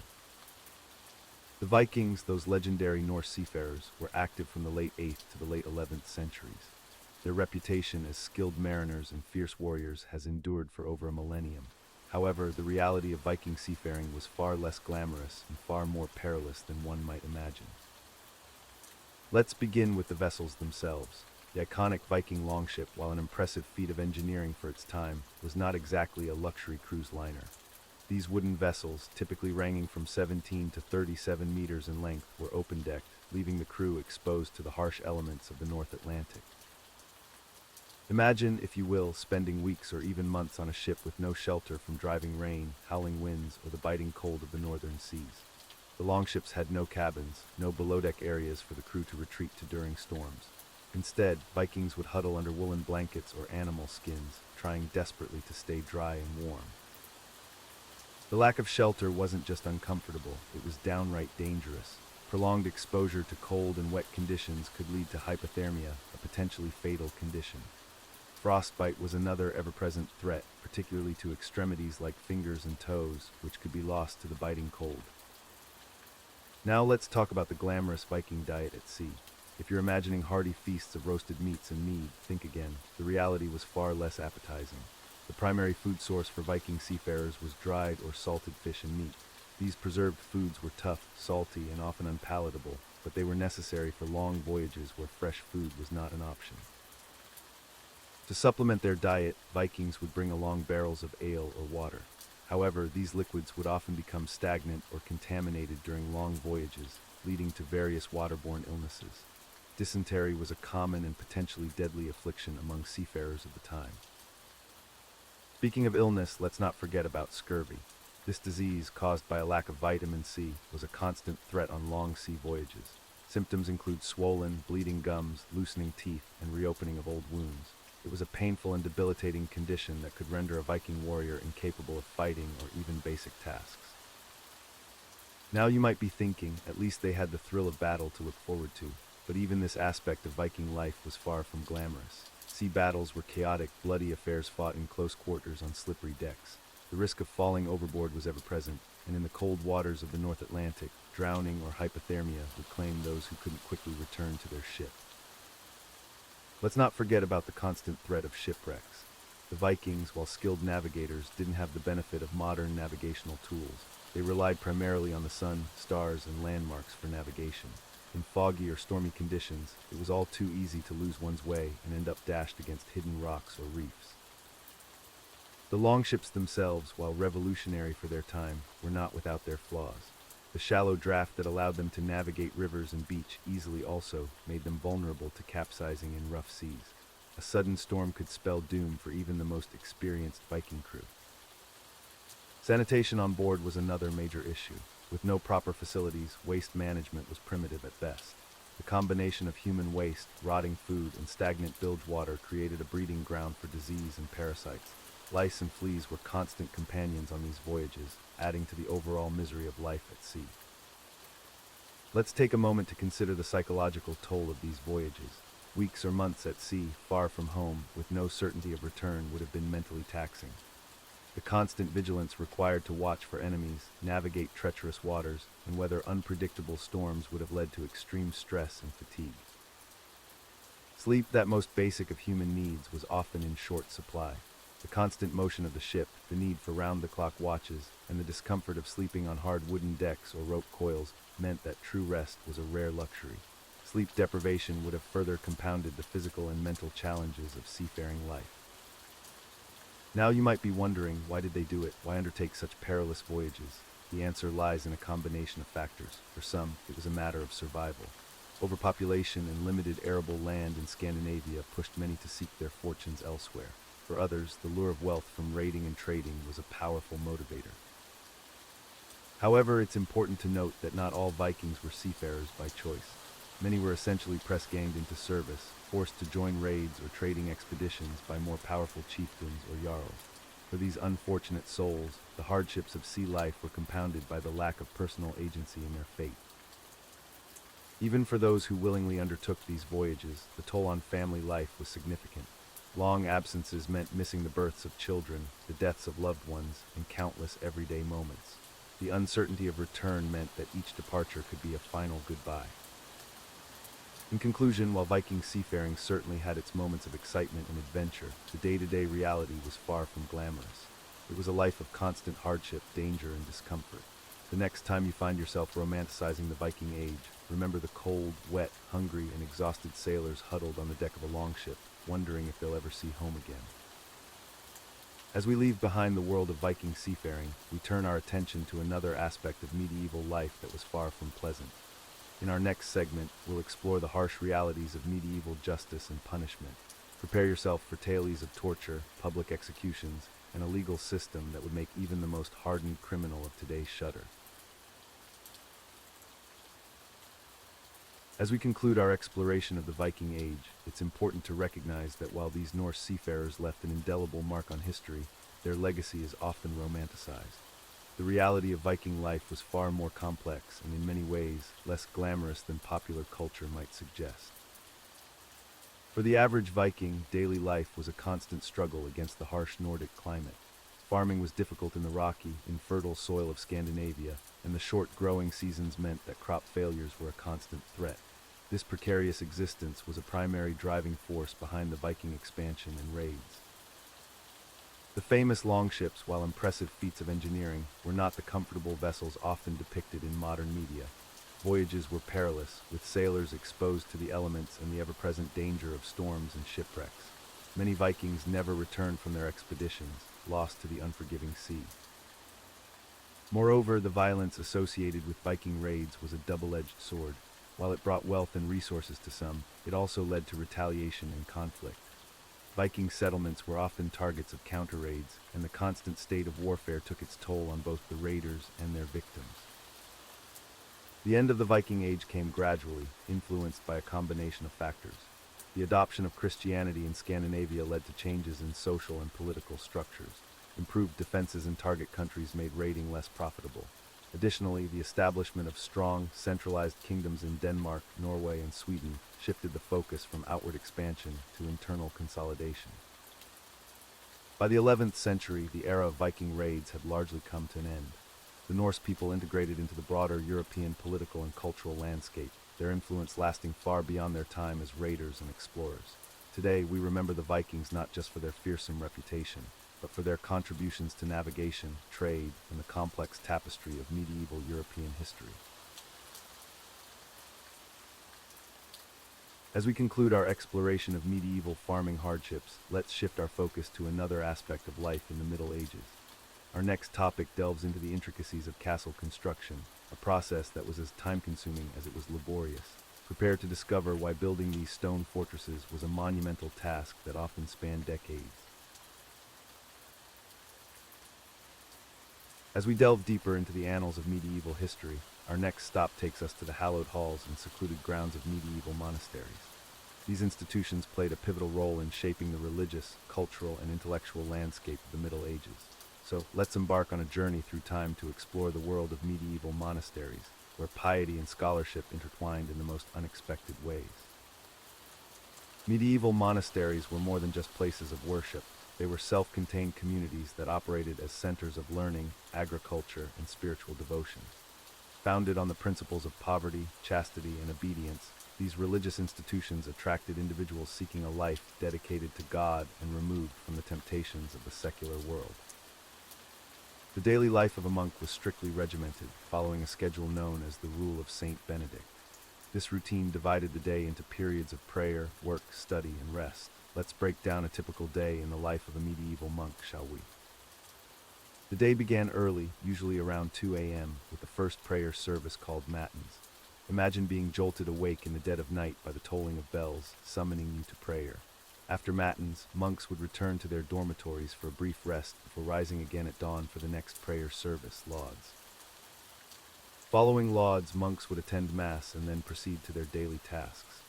These could include working in the fields, tending to the monastery's gardens, caring for livestock, or engaging in various crafts such as brewing beer, making cheese, or copying manuscripts in the scriptorium. Speaking of the scriptorium, this was perhaps one of the most important areas within a medieval monastery. It was here that monks painstakingly copied and illustrated religious texts, preserving knowledge that might otherwise have been lost to time. The work was tedious and time-consuming, with a single manuscript often taking months or even years to complete. Imagine hunching over a desk for hours on end, carefully transcribing text by candlelight, your back aching and your eyes straining in the dim light. And heaven forbid you make a mistake, there was no backspace key in those days. Errors had to be scraped off the parchment with a knife and corrected, a process that could damage the delicate writing surface. Throughout the day, monks would pause their work for additional prayer services, prime, terce, sext, and none. These brief interludes provided a respite from labor and a chance to refocus on spiritual matters. As evening approached, the monks would gather for vespers, followed by a simple meal in the refectory. Now let's talk about monastic cuisine for a moment. If you're picturing lavish feasts and goblets overflowing with wine, I'm afraid monastic diets were typically quite austere, with meat being reserved for special occasions or for the sick. The main fare consisted of bread, vegetables, and occasionally fish. Meals were often eaten in silence, with one monk reading aloud from religious texts to edify the others as they ate. After the evening meal, monks would attend the final prayer service of the day, Compline, before retiring to their dormitories. And thus, the cycle would begin anew the following day, with little variation throughout the year except for religious festivals and holy days. But life in a medieval monastery wasn't all prayer and toil. These institutions also served as centers of learning and innovation. Many monasteries maintained extensive libraries, preserving classical texts and religious writings alike. Monks studied not only theology, but also subjects like mathematics, astronomy, and natural philosophy. Some monasteries even became renowned for their expertise in specific fields. For instance, the monastery of St. Gall in Switzerland was famous for its medical knowledge, while the Abbey of Cluny in France was known for its influential reforms of monastic life. Monasteries also played a crucial role in the development of agriculture and land management. Many monastic orders, particularly the Cistercians, were skilled farmers and engineers. They drained swamps, cleared forests, and introduced new agricultural techniques, significantly improving the productivity of the land. However, life in a medieval monastery wasn't without its challenges. The vow of poverty meant that monks had to relinquish all personal possessions, living a life of communal sharing. The vow of chastity prohibited not only sexual relations, but also close personal friendships, as all love was to be directed towards God. And let's not forget the vow of obedience, which required monks to submit to the authority of their abbot without question. This could lead to conflicts, especially if an abbot was overly strict or capricious in his decisions. Despite these challenges, many individuals found fulfillment in monastic life. The structure and purpose it provided offered a stark contrast to the often chaotic and uncertain existence of the average medieval person. Moreover, monasteries offered opportunities for education and advancement that were rarely available elsewhere in medieval society. As we near the end of our exploration of medieval monasteries, it's worth noting that these institutions were not immune to the broader societal changes and conflicts of the Middle Ages. Many monasteries accumulated significant wealth and land over time, leading to criticism and calls for reform. The Black Death in the 14th century dealt a severe blow to monastic communities, as it did to the rest of Europe. Many monasteries lost a significant portion of their population, and some never fully recovered.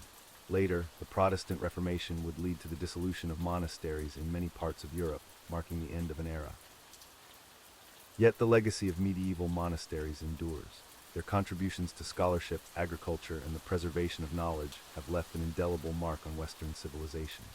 The next time you enjoy a craft beer or admire an illuminated manuscript in a museum, spare a thought for the diligent monks of the Middle Ages who helped shape the world we inhabit today. And so, as we close this chapter on medieval monasteries, we're left to ponder the complex tapestry of monastic life, a world of contradictions where austerity coexisted with intellectual pursuits. In our next segment, we'll turn our attention to another fascinating aspect of medieval life. But for now, let the echoes of Gregorian chants and the rustle of parchment lull you into a peaceful slumber. As we delve deeper into the monotonous aspects of history, let's turn our attention to the daily routines of medieval monks. These dedicated individuals lived lives of strict discipline and unwavering devotion, following a regimen that would make even the most regimented modern-day schedules seem chaotic by comparison. The monastic day began well before dawn, usually around 2:00 a.m., with the night office known as matins.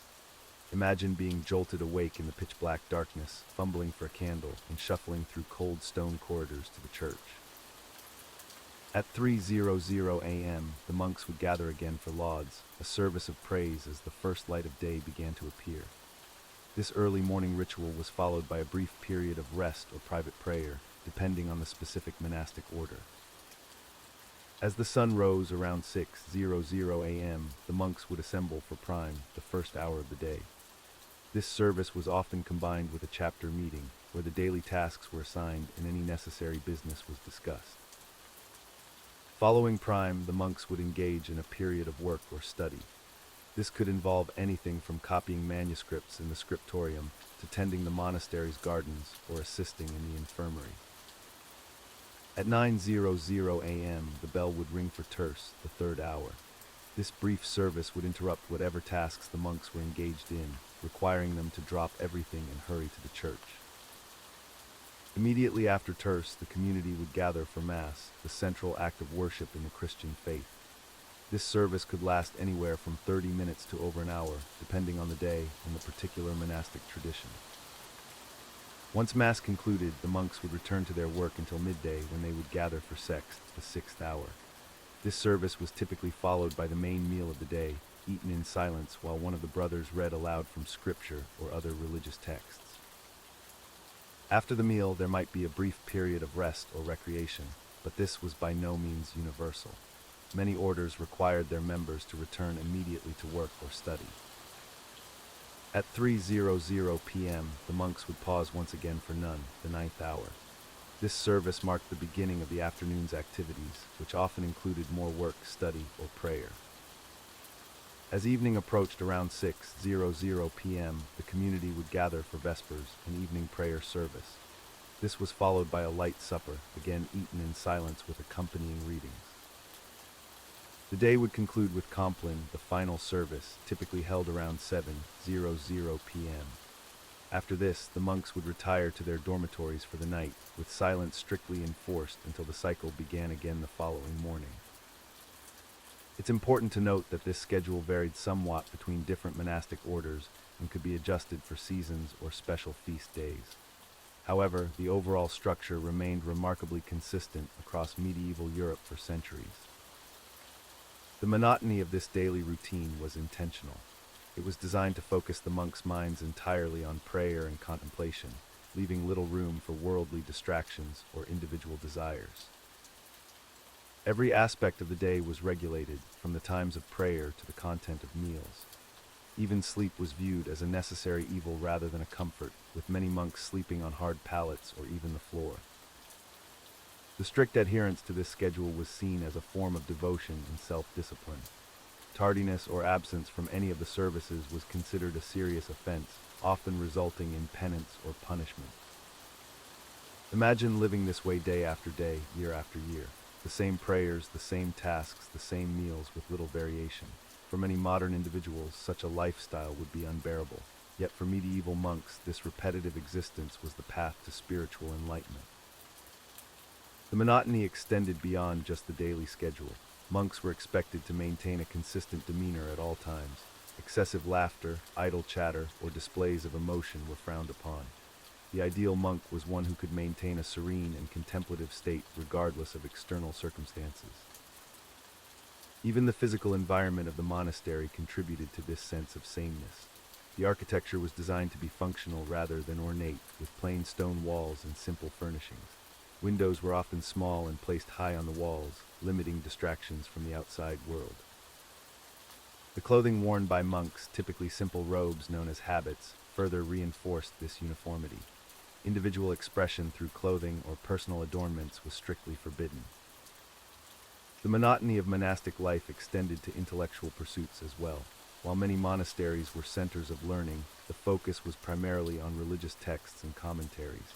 Secular knowledge was often viewed with suspicion, and innovation was not encouraged. This is not to say that monastic life was entirely without variation.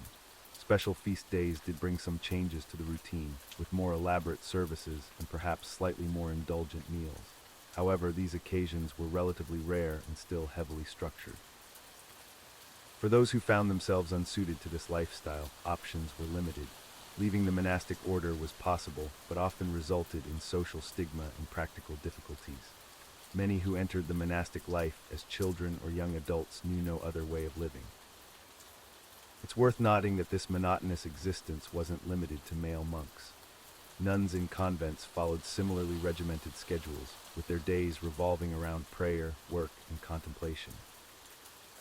The impact of this lifestyle on the individual psyche must have been profound. While some undoubtedly found peace and fulfillment in this structured existence, others may have struggled with boredom, restlessness, or even depression. However, it's important to view this through the lens of medieval spirituality. For many, the repetitive nature of monastic life was seen as a virtue, a way of subduing the unruly desires of the flesh and focusing entirely on the divine. As we reflect on the monotony of medieval monastic life, we might find ourselves both impressed by the dedication it required and relieved that such strict regimens are no longer the norm. The unwavering commitment to routine demonstrated by these monks and nuns stands in stark contrast to our modern world of constant stimulation and change. And so, as we drift off to sleep, let the rhythmic chants of medieval monks echo in your mind, a soothing reminder of a time when life moved at a much slower, more predictable pace. In our next segment, we'll explore another equally monotonous aspect of medieval life, guaranteed to lull you even deeper into restful slumber. As we conclude our exploration of medieval monasteries, it's important to reflect on their lasting impact. These institutions were far more than just places of worship. They were the beating heart of medieval society, influencing every aspect of life in ways that still resonate today. Monasteries served as centers of learning and preservation of knowledge during a time when literacy was a rare commodity. The monks' dedication to copying and illuminating manuscripts ensured that classical texts and important historical documents survived the tumultuous Middle Ages. Without their efforts, much of our understanding of ancient history and literature might have been lost to time. Beyond their role as guardians of knowledge, monasteries were also hubs of technological innovation. The monks' expertise in agriculture, animal husbandry, and craftsmanship led to advancements that improved the lives of people far beyond the monastery walls. Their methods of land management and crop rotation, for instance, helped increase food production and alleviate some of the hardships faced by medieval farmers. Monasteries also played a crucial role in healthcare and social welfare. Many operated infirmaries and hospitals, providing medical care based on the best knowledge available at the time. They offered shelter to travelers and pilgrims, and often served as a refuge for the poor and disadvantaged members of society. The architectural legacy of monasteries is another aspect that continues to captivate us. The grand cathedrals and abbeys that still stand today are testament to the skill and vision of medieval builders. These structures not only served religious purposes but also became focal points for communities, influencing the development of towns and cities. As we drift off to sleep, let's ponder the profound influence these institutions had on shaping the world we inhabit today. From education and healthcare to agriculture and architecture, the echoes of monastic life continue to resonate through the centuries, reminding us of the enduring impact of human dedication and ingenuity. As we leave behind the toils of medieval farming, let's shift our focus to another aspect of life in the Middle Ages. While peasants struggled in the fields, a different kind of challenge awaited those who lived within the confines of medieval cities. Urban life during this period was far from the romantic notions we might imagine. In fact, it presented its own unique set of hardships and difficulties. As we journey further into the annals of history, let's turn our attention to ancient Rome, specifically to the lives of the plebeians. These common folk made up the majority of Roman society, yet their existence was far from glamorous. The term plebeian might sound familiar to you, perhaps as a synonym for common or ordinary. In ancient Rome, it was a distinct social class, separate from the patricians who were the elite ruling class. Plebeians were the everyday people of Rome, farmers, craftsmen, merchants, and laborers. Life for a Roman plebeian was a constant struggle against poverty and social inequality. They lived in crowded, multi-story apartment buildings called insulae, which were often poorly constructed and prone to collapse or fire. These buildings lacked proper sanitation and were breeding grounds for disease. Imagine living in a small, dark room with your entire family, sharing a single communal toilet with dozens of other families. The stench would have been overwhelming, especially during the hot Roman summers. Sleep would have been difficult, with thin walls barely muffling the sounds of your neighbors' arguments or the cries of hungry children. Food for plebeians was simple and often scarce. Their diet consisted mainly of grain, usually in the form of bread or porridge. Meat was a luxury reserved for special occasions if they could afford it at all. Many relied on the grain dole, a government program that provided free or subsidized wheat to citizens. However, this system was often corrupt and unreliable. Work for plebeians was hard and dangerous. Many labored as farmers, toiling in the fields from dawn to dusk. Others worked as craftsmen or laborers in the city, often in hazardous conditions. Accidents were common, and there was no concept of workers' compensation or safety regulations. One particularly grueling job was that of a miller. These workers would spend hours pushing heavy millstones to grind grain into flour.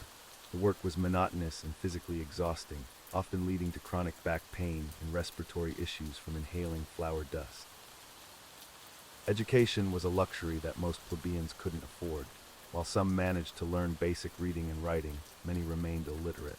This lack of education severely limited their opportunities for advancement in Roman society. The legal system was heavily biased against plebeians.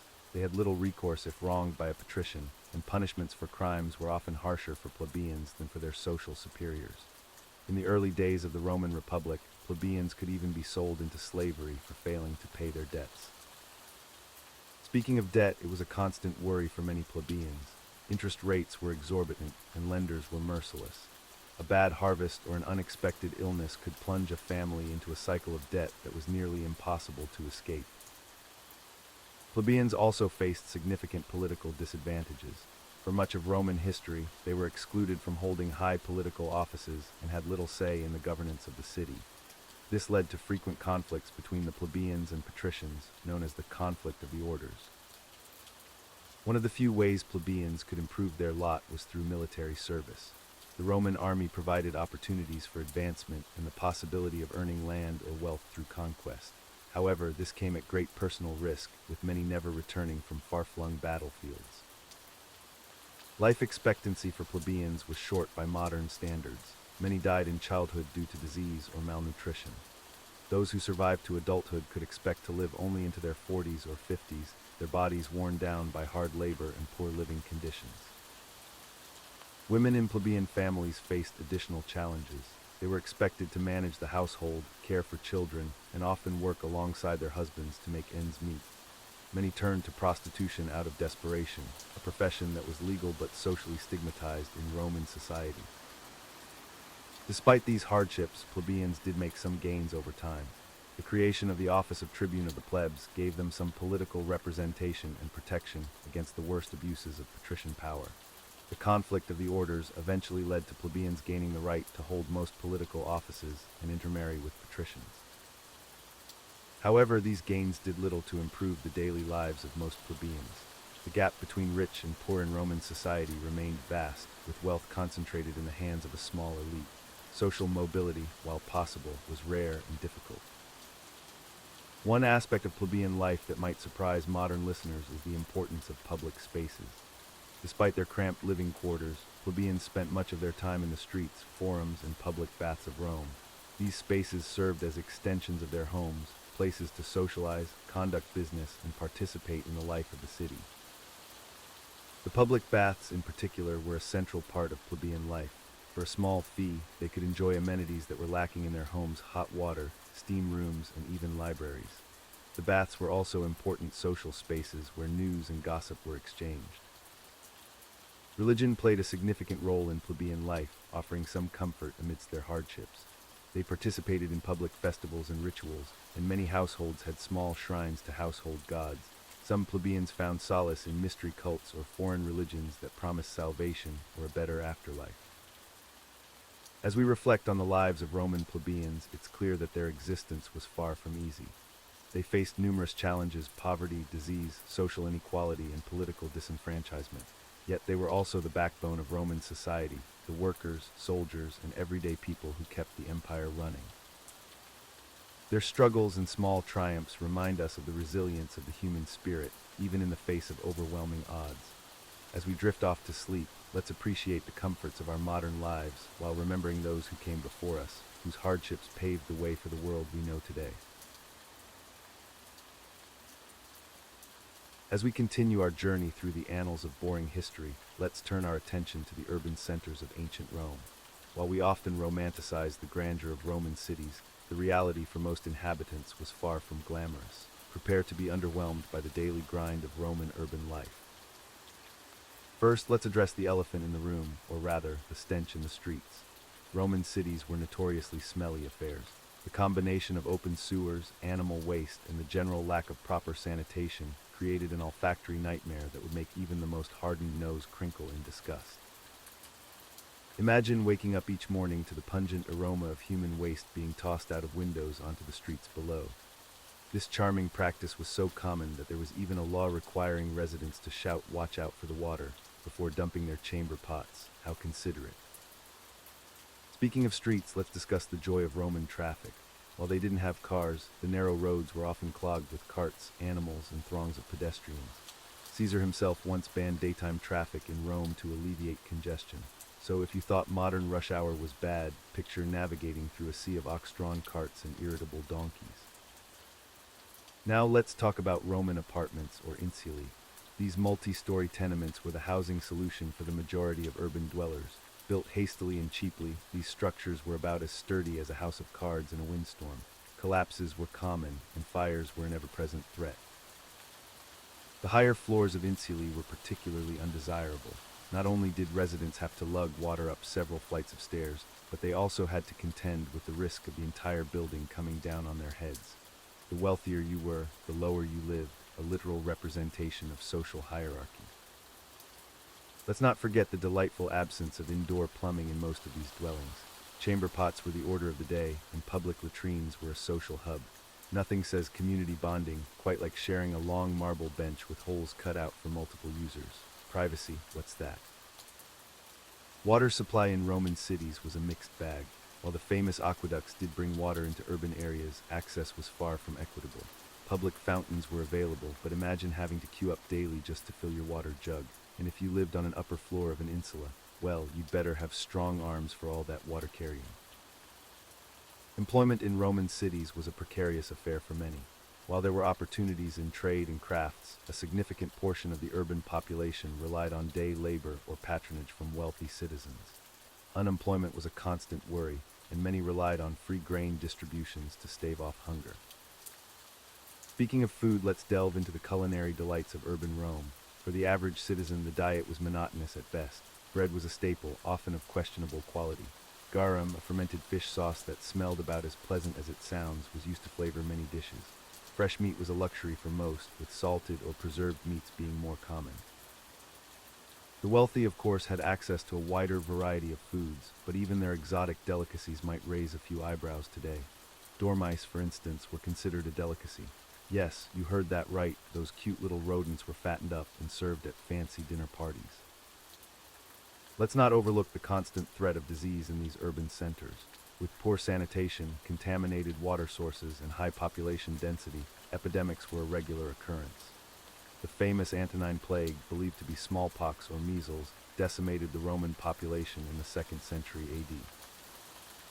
Public health measures were rudimentary at best. While Rome did have sewers and public baths, these could sometimes exacerbate the spread of disease rather than prevent it.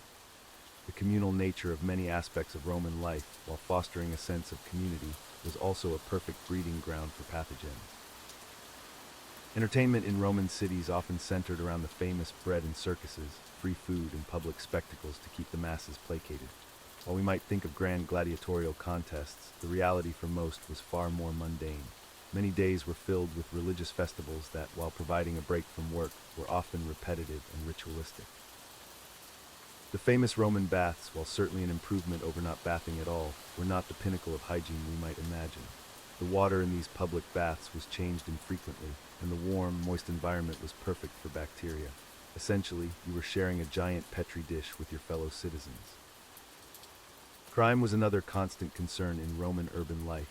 With no organized police force as we know it today, streets could be dangerous, especially at night. Wealthy citizens often employed bodyguards while the poor had to fend for themselves. Theft, mugging, and more violent crimes were commonplace. The legal system, while advanced for its time, was far from just. Corruption was rampant, and the wealthy could often buy their way out of trouble. For the average citizen, getting caught up in legal matters could be ruinous, both financially and socially. Even something as simple as sleeping could be a challenge in Roman cities. With no concept of noise pollution laws, nights were often filled with the sounds of cartwheels on stone streets, drunken revelers, and the general bustle of a city that never truly slept.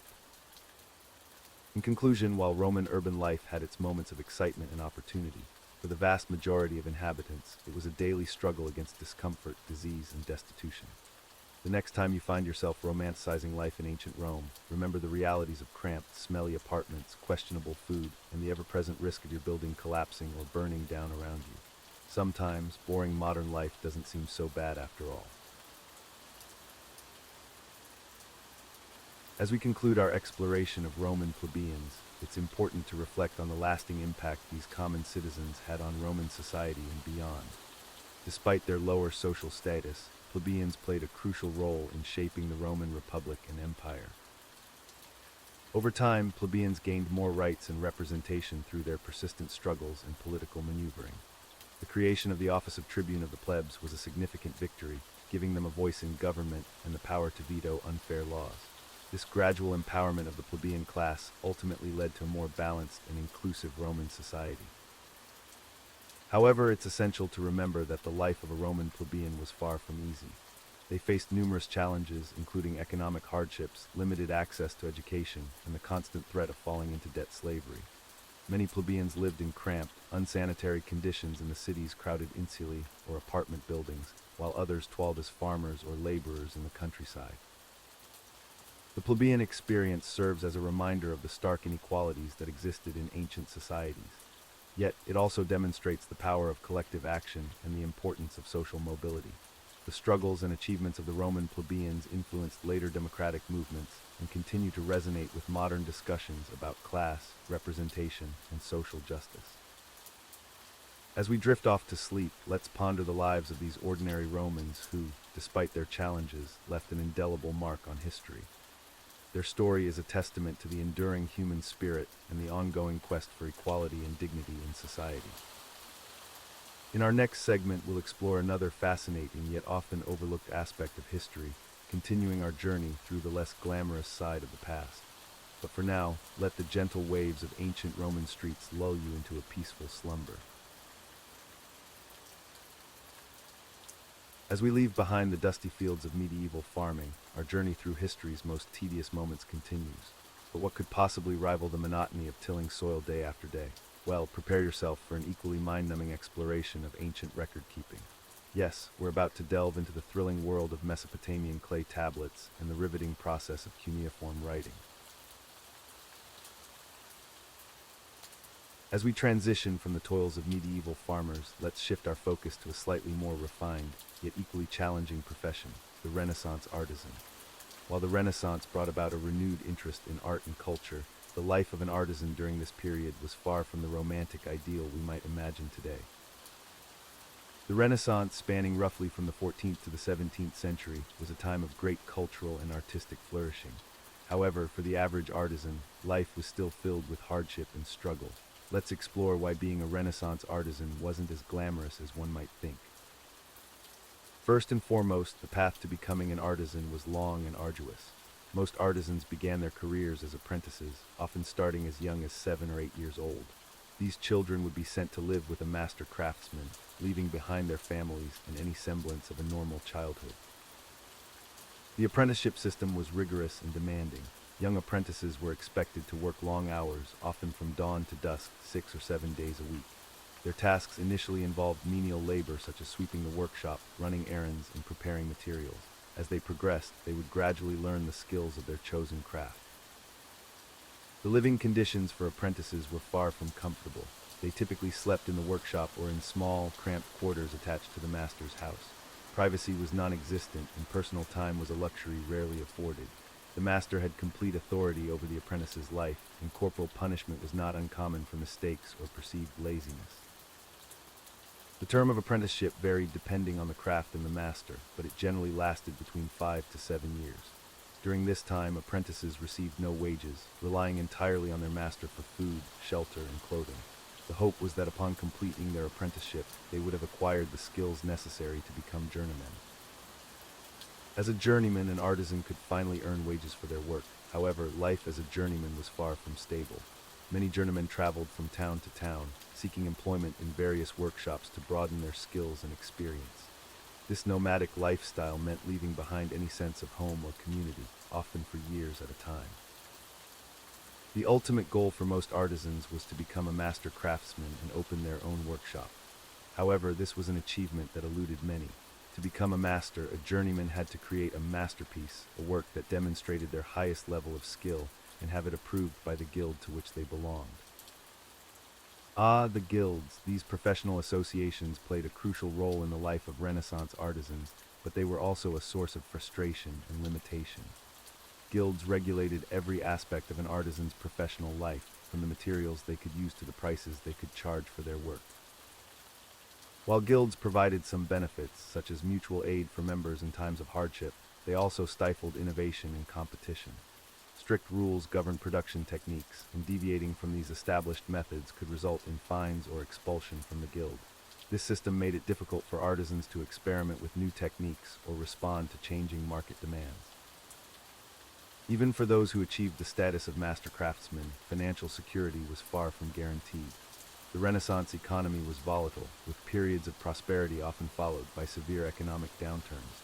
Wars, plagues, and political upheavals could devastate local markets, leaving artisans struggling to make ends meet. The romanticized image of the lone artist creating masterpieces in a sunlit studio is far from the reality of most Renaissance artisans. Workshops were often cramped, poorly lit, and filled with the constant noise of hammering, sawing, and other craft-related activities. Ventilation was poor, and many artisans suffered from health problems related to their work, such as respiratory issues from inhaling dust and fumes. Speaking of health, the Renaissance period was still a time of limited medical knowledge. Artisans, like most people of the era, were susceptible to a wide range of diseases and had little access to effective medical care. Injuries from their work, such as cuts, burns, or more severe accidents, could be debilitating or even fatal. The materials used by artisans often posed significant health risks. Painters, for example, worked with lead-based paints and other toxic substances without any protective equipment. Glassblowers faced the constant danger of severe burns, while metalworkers risked lung damage from inhaling metal particles and fumes. For those artisans who managed to establish successful workshops, the pressure to maintain their reputation and secure commissions was constant. Patrons, whether wealthy individuals, religious institutions, or civic bodies, could be demanding and fickle. An artisan's livelihood depended on their ability to please these patrons, often at the expense of their own artistic vision. Competition among artisans was fierce, particularly in larger cities where multiple workshops vied for the same commissions. This competition could lead to undercutting prices, which in turn could result in financial hardship for artisans trying to maintain a decent standard of living. The life of a Renaissance artisan was also marked by a lack of intellectual property protection. Concepts like copyright or patents were non-existent, meaning that innovative designs or techniques could be freely copied by competitors. This made it difficult for artisans to capitalize on their unique creations and could lead to significant financial losses. Despite the cultural emphasis on art during the Renaissance, the social status of artisans remained relatively low. They were considered craftsmen rather than artists in the modern sense, and their work was often valued more for its practical utility than its aesthetic qualities. This lack of social recognition could be a source of frustration for artisans who saw themselves as more than mere manual laborers. The gender dynamics of the Renaissance period also severely limited opportunities for women in the artisan trades. While there were some notable exceptions, the vast majority of guilds and workshops were closed to women. Those women who did manage to work as artisans often did so in the shadows, assisting their husbands or fathers without receiving recognition for their contributions. As we draw this segment to a close, it's clear that the life of a Renaissance artisan was far from the idealized image we might hold. While their work has left an indelible mark on our cultural heritage, the reality of their daily lives was often one of struggle, hardship, and uncertainty. The beautiful artifacts and artworks that have survived from this period stand as a testament not only to the skill of these craftsmen, but also to their perseverance in the face of numerous challenges. In our next segment, we'll explore another often romanticized historical period and uncover the less than glamorous realities of daily life. But for now, let the rhythmic sounds of hammering, chiseling, and the distant calls of Renaissance street vendors lull you into a peaceful slumber. As we transition from the fields of medieval farmers to the bustling workshops of the Renaissance, we find ourselves in a world of burgeoning creativity and innovation. But before you romanticize this era too much, let's explore why being a Renaissance artisan or apprentice wasn't all masterpieces and revelations. The Renaissance, spanning roughly from the 14th to the 17th century, was indeed a time of great artistic and intellectual achievement. However, for the average worker in a workshop, life was far from glamorous. Let's start with the workspace itself. Renaissance workshops were often cramped, dimly lit, and poorly ventilated. Imagine spending your days in a small room, hunched over your work, breathing in fumes from various materials and struggling to see in the flickering light of candles or small windows. The air was thick with the smell of paint, varnish, or metal, depending on your trade. If you were a painter, you'd be constantly inhaling toxic lead and mercury vapors from your pigments. Sculptors would be coated in marble dust, while metal workers risked burns and lung damage from their forges. Speaking of health hazards, let's talk about the lovely concept of occupational diseases. Glassblowers often developed glassblower's mouth, a painful condition caused by constantly blowing into hot pipes. Tailors and seamstresses frequently suffered from eye strain and curved spines from long hours of detailed work in poor light. But surely you might think these artisans were at least well compensated for their skills. Well, not exactly. Most workshop employees were apprentices or journeymen, working long hours for little pay. Apprentices often worked for free, receiving only room and board in exchange for their labor and training. And when I say long hours, I mean long hours. The typical workday in a Renaissance workshop started at dawn and ended at dusk. That's about 12 to 14 hours of work, 6 days a week. Sundays were for church, not rest, mind you. Let's not forget the strict hierarchy within the workshop. At the top was the master, who owned the workshop and held all the power. Below him were the journeymen, skilled workers who had completed their apprenticeship but hadn't yet become masters themselves. At the bottom were the apprentices, often young boys as young as 7 or 8, bound by contract to serve their master for years. This hierarchy was rigidly enforced. Apprentices were essentially the property of their masters, who had the right to discipline them as they saw fit. This could include verbal abuse, withholding food, or even physical punishment. Running away from your apprenticeship was a serious crime that could result in imprisonment. Now you might be thinking, at least they got to create beautiful things. True, but most of the work was far from glamorous. For every masterpiece painted or sculpted, there were countless hours of grinding pigments, preparing canvases, or hauling blocks of marble. In fact, many apprentices and journeymen never got to work on the important parts of a project. They might spend years doing background work or repetitive tasks before being trusted with more significant responsibilities. Imagine spending your days painting the same leaf pattern over and over again in the background of someone else's masterpiece. Let's talk about the living conditions. Many apprentices lived in the workshop itself, sleeping on the floor or in small, cramped rooms. Privacy was non-existent and personal hygiene was, well, let's just say it wasn't a priority. With long work hours and shared living spaces, the smell in these workshops must have been quite something. Food was often simple and barely adequate. Masters were required to feed their apprentices, but the quality and quantity of food varied greatly. Many apprentices suffered from malnutrition, which, combined with the poor working conditions, led to a host of health problems. Speaking of health, medical care in Renaissance workshops was primitive at best. If you were injured on the job, and with all those sharp tools and dangerous materials, injuries were common. You were pretty much on your own. There was no workers' compensation, no health insurance, and certainly no paid sick leave. The concept of workplace safety was virtually non-existent. Fire was a constant danger in workshops, especially those dealing with flammable materials like wood or textiles. Many workshops were destroyed by fires, often taking the lives of those working inside. Let's not forget about the guild system, which controlled most trades during the Renaissance. While guilds did provide some protections for workers, they also strictly regulated who could practice a trade and how. This system made it incredibly difficult for talented individuals to advance if they didn't have the right connections or couldn't afford the fees associated with becoming a master. Women, by the way, were largely excluded from guild membership and therefore from most skilled trades. The few exceptions, such as silk making or embroidery, were still considered women's work and were less valued and lower paid than male-dominated trades. Now you might be wondering about the famous artists we all know from this period. Surely they had it better. Well, yes and no. While successful artists like Leonardo da Vinci or Michelangelo did achieve fame and relative wealth, they were the exceptions, not the rule. Most artists and craftsmen lived precarious lives, dependent on the whims of patrons. Commissions could be canceled at any time, leaving artists without income. Many talented individuals died in poverty, their genius recognized only after death. Let's not forget the constant pressure to innovate and compete. The Renaissance was a time of rapid technological and artistic advancement, which meant that skills could become obsolete quickly.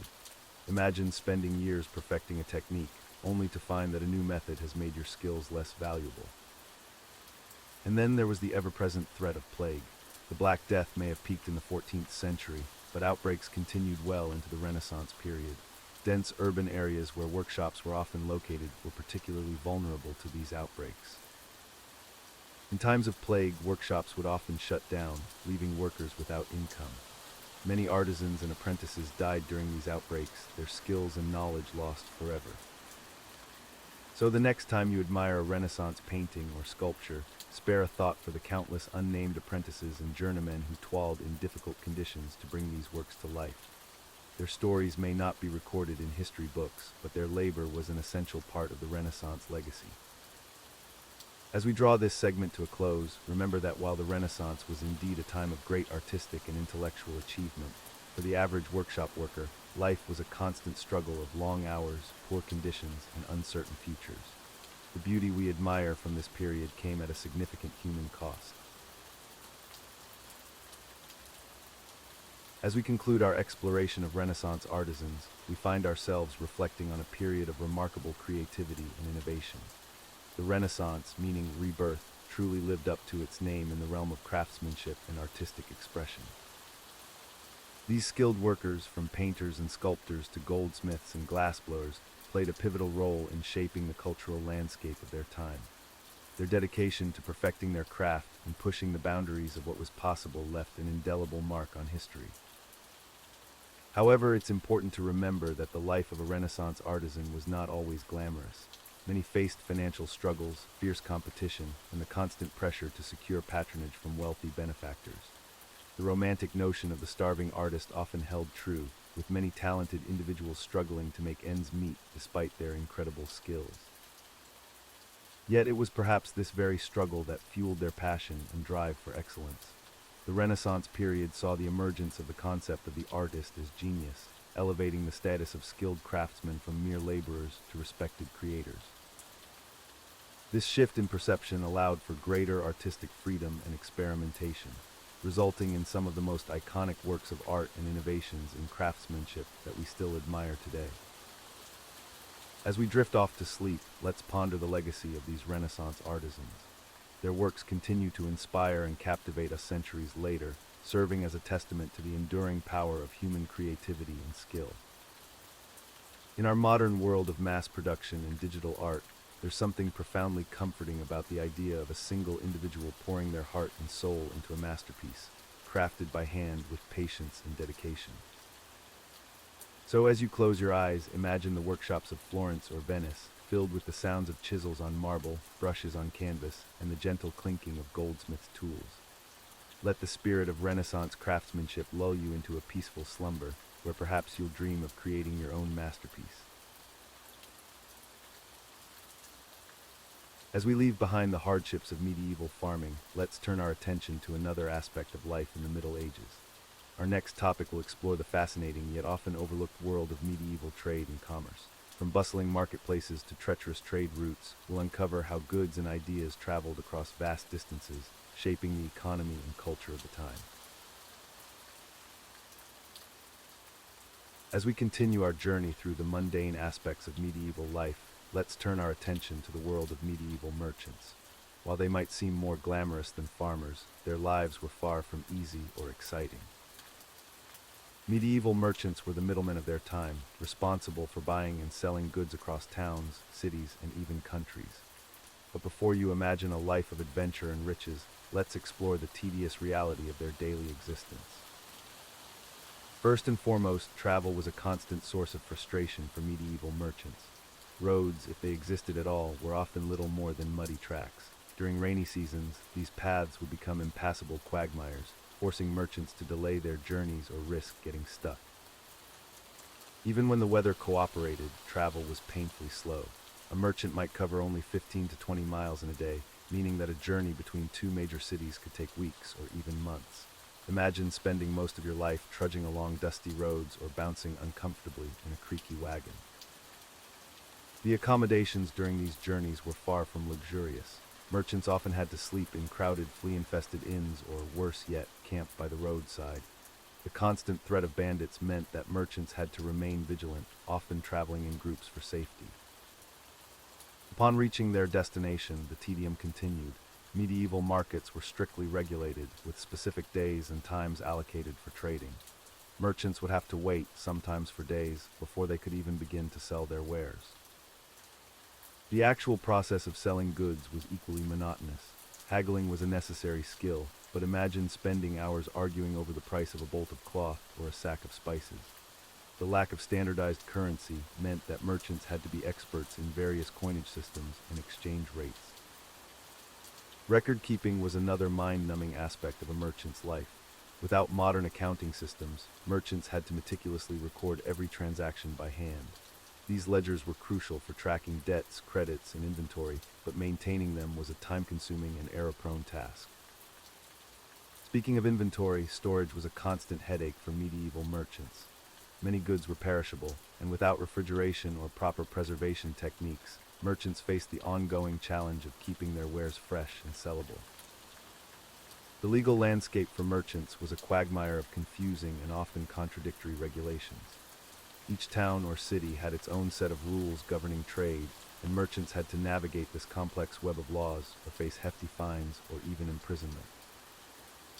Taxes and tolls were another source of endless frustration. Merchants were required to pay fees at city gates, river crossings, and market entrances. These charges could quickly eat into profits, making it difficult to earn a living despite the long hours and hard work. The life of a medieval merchant was also one of constant uncertainty. Market conditions could change rapidly due to factors beyond their control, such as wars, famines, or outbreaks of disease. A merchant could invest heavily in a particular good only to find the market saturated upon arrival at their destination. Credit was a necessary but risky part of medieval trade. Merchants often had to extend credit to their customers, but collecting debts was a constant struggle. The lack of a centralized banking system meant that merchants had to rely on personal relationships and informal networks to manage their finances. For those merchants engaged in international trade, the challenges were even greater. Language barriers made negotiations more difficult, and cultural misunderstandings could lead to costly mistakes.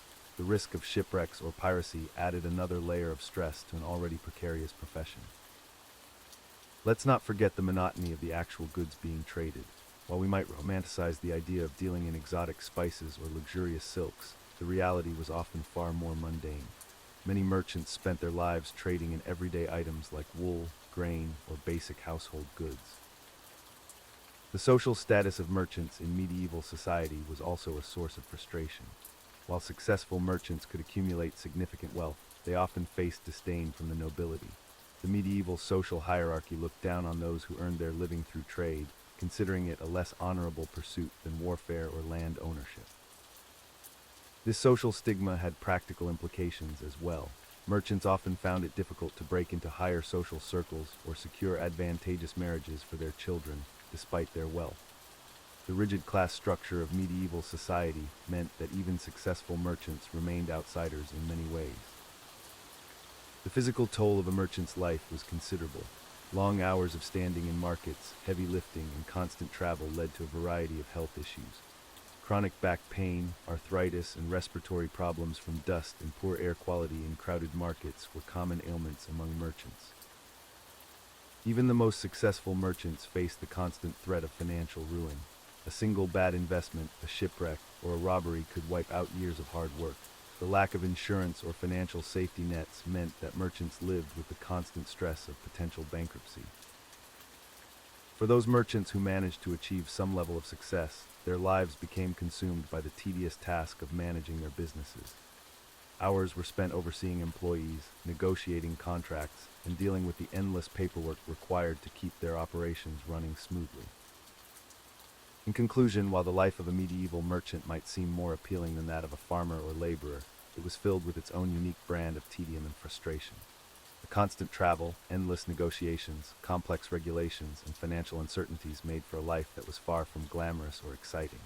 It was, in many ways, just another form of medieval drudgery, albeit one with the potential for greater financial reward.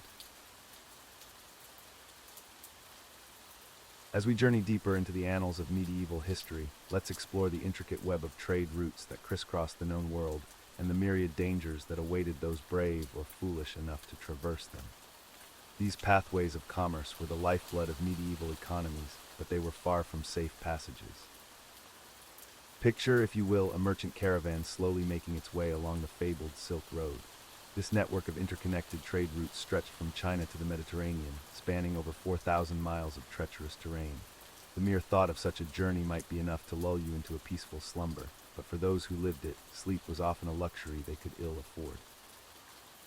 The Silk Road wasn't just one path, but a complex system of routes that wound through deserts, mountains, and steppes. Merchants faced scorching heat by day and bone-chilling cold by night as they crossed the unforgiving Taklamakan Desert. The name Taklamakan is said to mean place of no return in the Uyghur language, a fitting moniker for a place where many traders met their end. But it wasn't just the harsh environment that posed a threat. Bandits and marauders lurked in the shadows, waiting to pounce on unsuspecting caravans. These opportunistic thieves knew the routes well and often struck when merchants were at their most vulnerable, exhausted from long days of travel and weighted down with valuable goods. To combat these dangers, merchants often banded together in large caravans, sometimes numbering in the hundreds. They would hire armed guards to protect their wares, but even this was no guarantee of safety. The lure of silk, spices, and other exotic goods was often too tempting for local warlords to resist, and entire caravans could disappear without a trace. Let's turn our attention to another famous trade route, the Trans-Saharan Trade Network. This series of seasonally shifting routes connected the Mediterranean coast of North Africa with the sub-Saharan regions. Imagine, if you can, the monotony of endless sand dunes stretching as far as the eye can see. The very landscape itself seemed designed to induce sleep, were it not for the constant threat of death by dehydration. Traders crossing the Sahara had to contend with sandstorms that could appear out of nowhere, blinding travelers and erasing familiar landmarks. The intense heat during the day could reach upwards of 50 degrees Celsius, 122 degrees Fahrenheit, while nights plummeted to near freezing temperatures.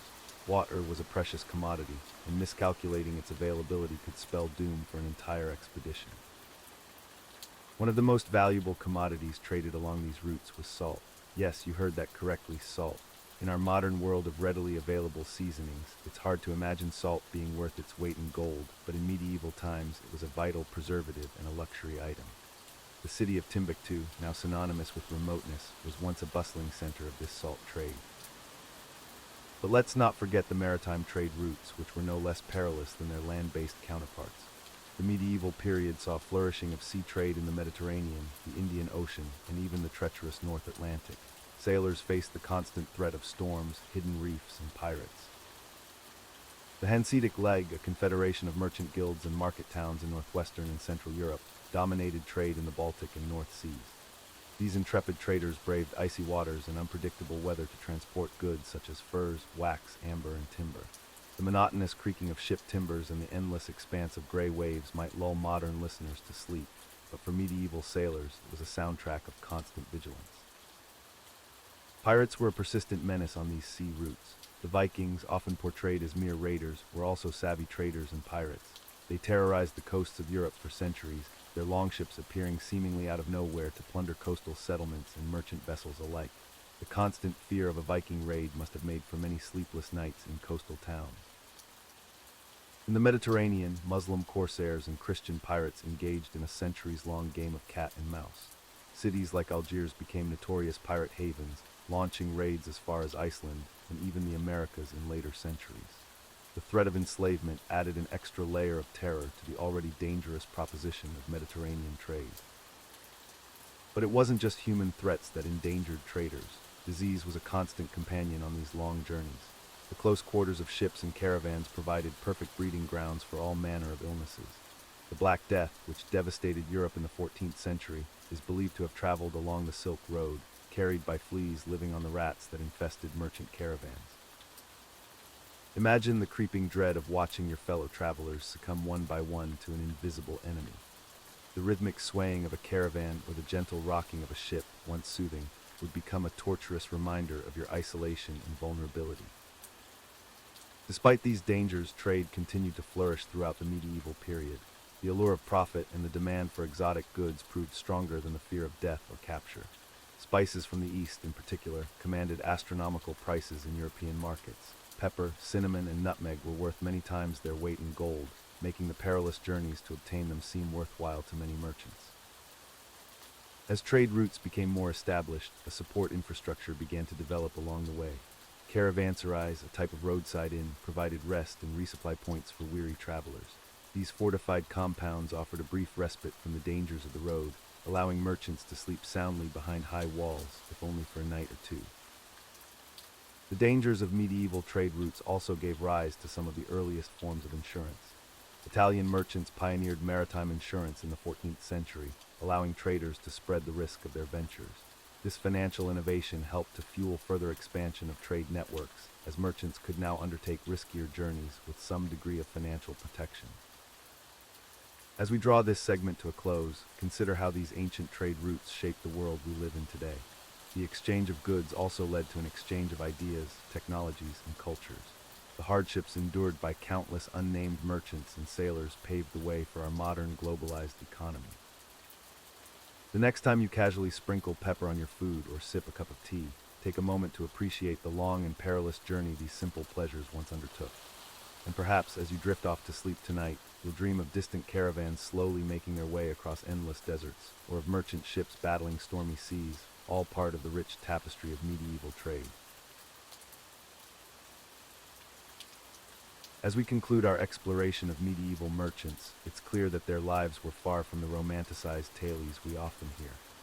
While they played a crucial role in the economy of the Middle Ages, their daily existence was fraught with challenges and uncertainties.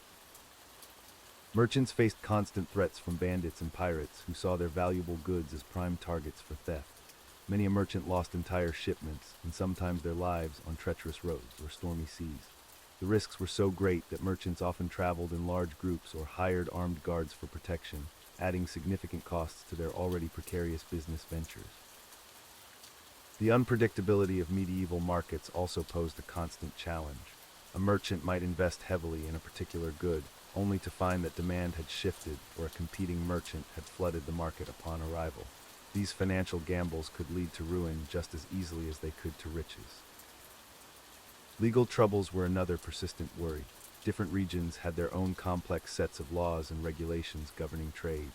A merchant could easily run afoul of local customs or accidentally violate a trade agreement, resulting in hefty fines or even imprisonment in foreign lands. Despite these hardships, some merchants did manage to amass considerable wealth and influence. However, their social status remained ambiguous. While their economic power grew, they often struggled to gain acceptance among the nobility, who looked down on those who worked for a living.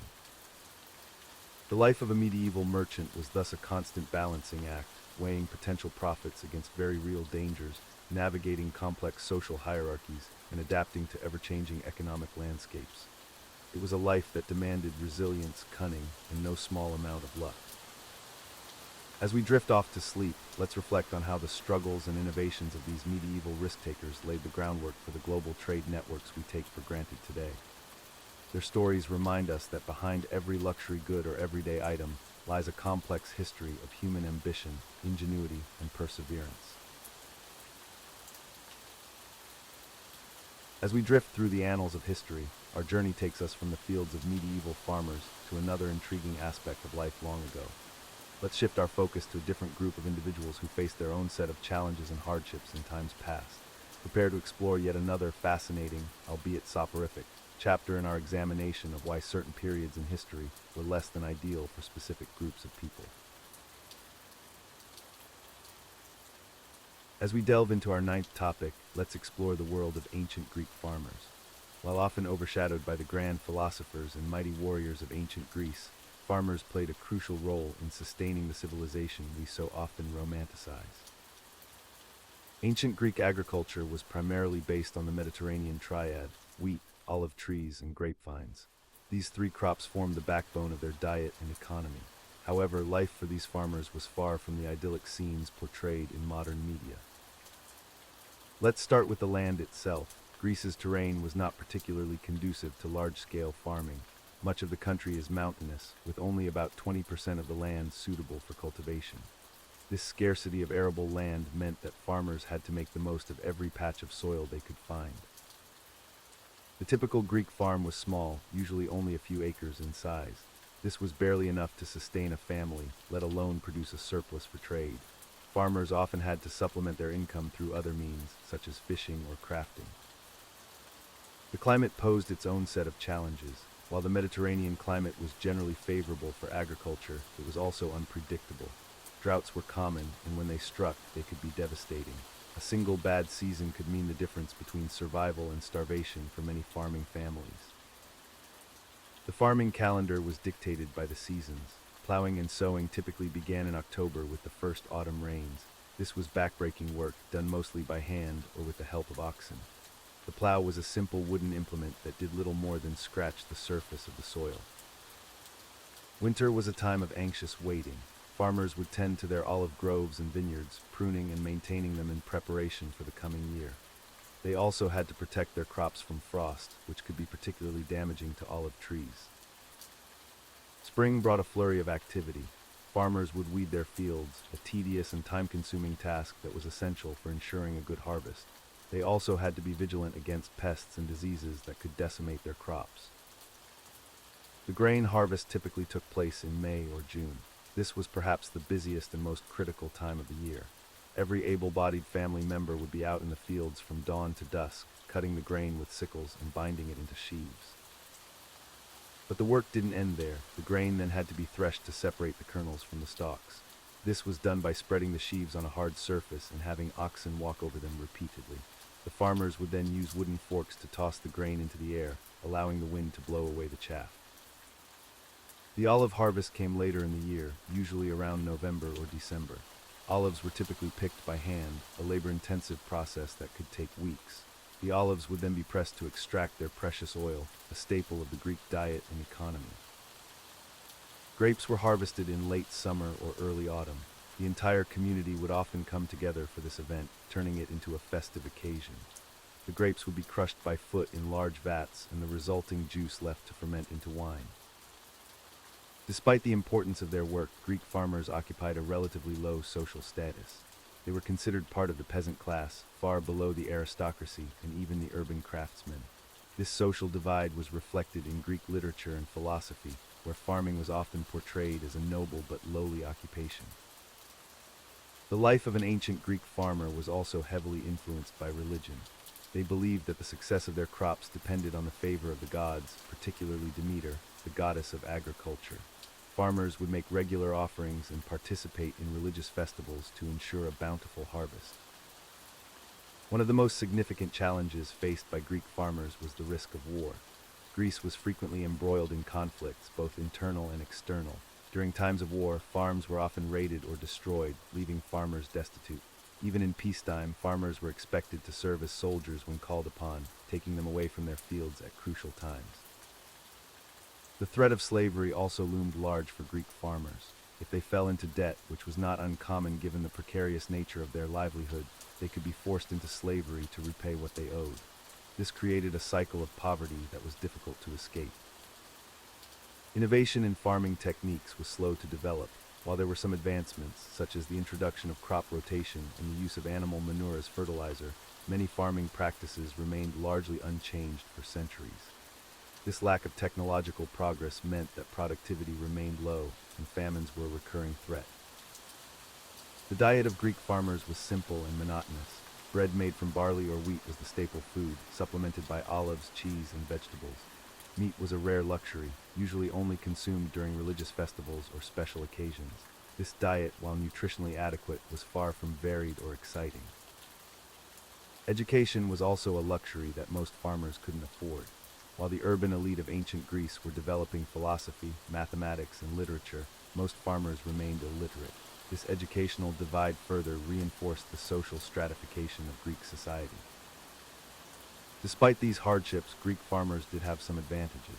The Greek concept of citizenship, particularly in city-states like Athens, gave farmers a degree of political power that was unusual for the ancient world. They could participate in the democratic process and have a say in the governance of their society, even if their influence was limited compared to the wealthy elite. In conclusion, while we often focus on the grand achievements of ancient Greek civilization, it's important to remember the countless farmers whose labor made those achievements possible. Their lives were marked by hard work, uncertainty, and social inequality, but also by a deep connection to the land and the rhythms of nature. The legacy of these ancient farmers can still be seen today in the olive groves and vineyards that dot the Greek landscape, a testament to the enduring importance of agriculture in Mediterranean culture. As we delve into the ninth topic of our somnolent journey through history, we turn our attention to the agricultural practices of ancient Greece. This often overlooked aspect of Greek civilization played a crucial role in shaping their society and economy. In the rocky terrain of Greece, farming was no easy task. The landscape was dominated by mountains and hills, leaving only about 20% of the land suitable for cultivation. Despite these challenges, the Greeks managed to develop a robust agricultural system that sustained their civilization for centuries. The primary crops grown in ancient Greece were wheat, barley, olives, and grapes. These formed the cornerstone of the Greek diet and economy. Wheat and barley were used to make bread, the staple food of the ancient Greeks. Olives were pressed into oil, which was used for cooking, lighting, and as a trade commodity. Grapes were primarily cultivated for wine production, an important part of Greek culture and religious practices. The Greek agricultural calendar was divided into seasons, each associated with specific tasks. The autumn season, which began in October, was the time for plowing and sowing. Farmers would use wooden plows pulled by oxen to turn over the soil and plant seeds for the winter crops. Winter, from December to February, was a relatively quiet time for farmers. They would focus on maintaining their tools and caring for their animals. Some regions with milder climates could continue to cultivate certain crops during this period. Spring, starting in March, was a busy time. Farmers would prune their olive trees and vines and plant summer crops. They also had to be vigilant against pests and diseases that could threaten their harvests. Summer, from June to September, was the season for harvesting. Wheat and barley were typically harvested in June and July, while grapes were picked in September. Olives were usually harvested in late autumn or early winter. The Greeks developed various techniques to maximize their limited arable land. One such method was terracing, where they built flat surfaces on hillsides to create more farmable areas.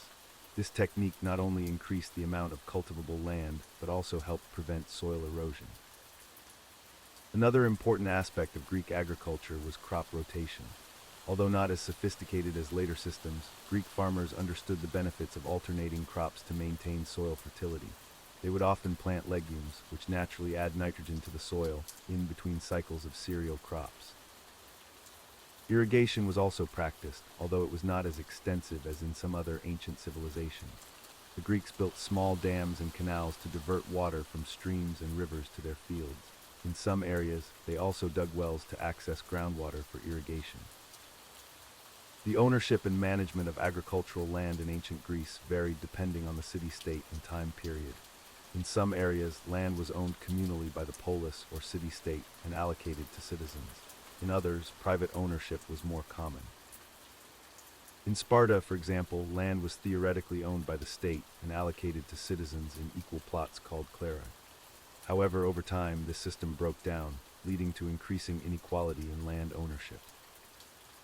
In Athens and other city-states, private ownership of land was more prevalent. However, there were still significant disparities in land distribution. Wealthy landowners often possessed large estates, while many smaller farmers struggled to make ends meet on their modest plots. The labor force in Greek agriculture was diverse. While free citizens worked their own land, there was also extensive use of slave labor, particularly on larger estates. Seasonal workers, often landless peasants or small farmers seeking additional income, would travel to different regions to assist during busy periods like harvest time. Greek farmers faced numerous challenges. The Mediterranean climate, characterized by hot, dry summers and mild, wet winters, could be unpredictable. Droughts were a constant threat, and a single bad year could be devastating for small farmers. Soil erosion was another significant problem, exacerbated by deforestation and overgrazing. The Greeks were aware of this issue and attempted to combat it through terracing and the planting of olive trees, whose extensive root systems helped hold the soil in place. Pests and diseases were also constant concerns. Locusts could devour entire crops in a matter of days, while various fungi and other plant diseases could ruin harvests. Farmers developed various methods to combat these threats, including the use of smoke to drive away insects and the application of olive oil to protect plants from fungal infections. Despite these challenges, Greek agriculture was generally productive enough to support a growing population and even allow for the export of certain products. Wine and olive oil, in particular, became important trade goods, exported throughout the Mediterranean and beyond. The importance of agriculture in Greek society was reflected in their religion and mythology. Many Greek gods and goddesses were associated with various aspects of farming. Demeter, for instance, was the goddess of agriculture, grain, and the harvest.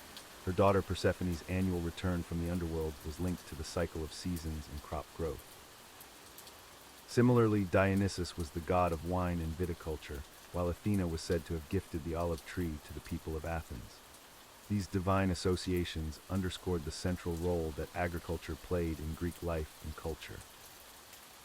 Agricultural festivals were an important part of the Greek calendar. The Thesmophoria, celebrated in honor of Demeter, was one of the most important festivals in ancient Athens. It was primarily a women's festival, emphasizing the role of women in agriculture and fertility. Another significant festival was the Dionysia, which celebrated the god Dionysus and the vine harvest. This festival eventually evolved into the famous dramatic competitions that gave birth to Greek theater. Greek literature also reflected the importance of agriculture. Hesiod's Works and Days, written around 700 BCE, provides valuable insights into Greek farming practices and the agricultural calendar. The poem offers practical advice on farming, interwoven with mythological and moral teachings. As Greek civilization developed and urbanization increased, the relationship between city and countryside became more complex. Cities relied on their rural hinterlands for food, while rural areas depended on urban markets to sell their produce. This interdependence shaped much of Greek economic and social life. The development of coin money, which began in the 7th century BCE, had a significant impact on agriculture. It facilitated trade and allowed for more complex economic transactions. However, it also led to increased economic stratification, as wealthy individuals could more easily accumulate land and resources. By the Hellenistic period, following the conquests of Alexander the Great, Greek agricultural practices and crops spread across a vast area. Greek farmers and agricultural experts were often sought after in the new kingdoms established in the wake of Alexander's empire. In conclusion, while ancient Greek agriculture may not seem as exciting as their philosophical achievements or military conquests, it was the foundation upon which Greek civilization was built. The tenacity and ingenuity of Greek farmers, who coaxed sustenance from a challenging landscape, played a crucial role in supporting the cultural, political, and economic developments that we now associate with ancient Greece. As we conclude this segment on Greek agricultural practices, let the gentle rhythms of planting and harvesting, the cycle of seasons, and the patient tending of crops lull you into a peaceful state. Allow the timeless nature of these ancient farming techniques to carry you softly towards sleep as we prepare to drift into our next historical topic.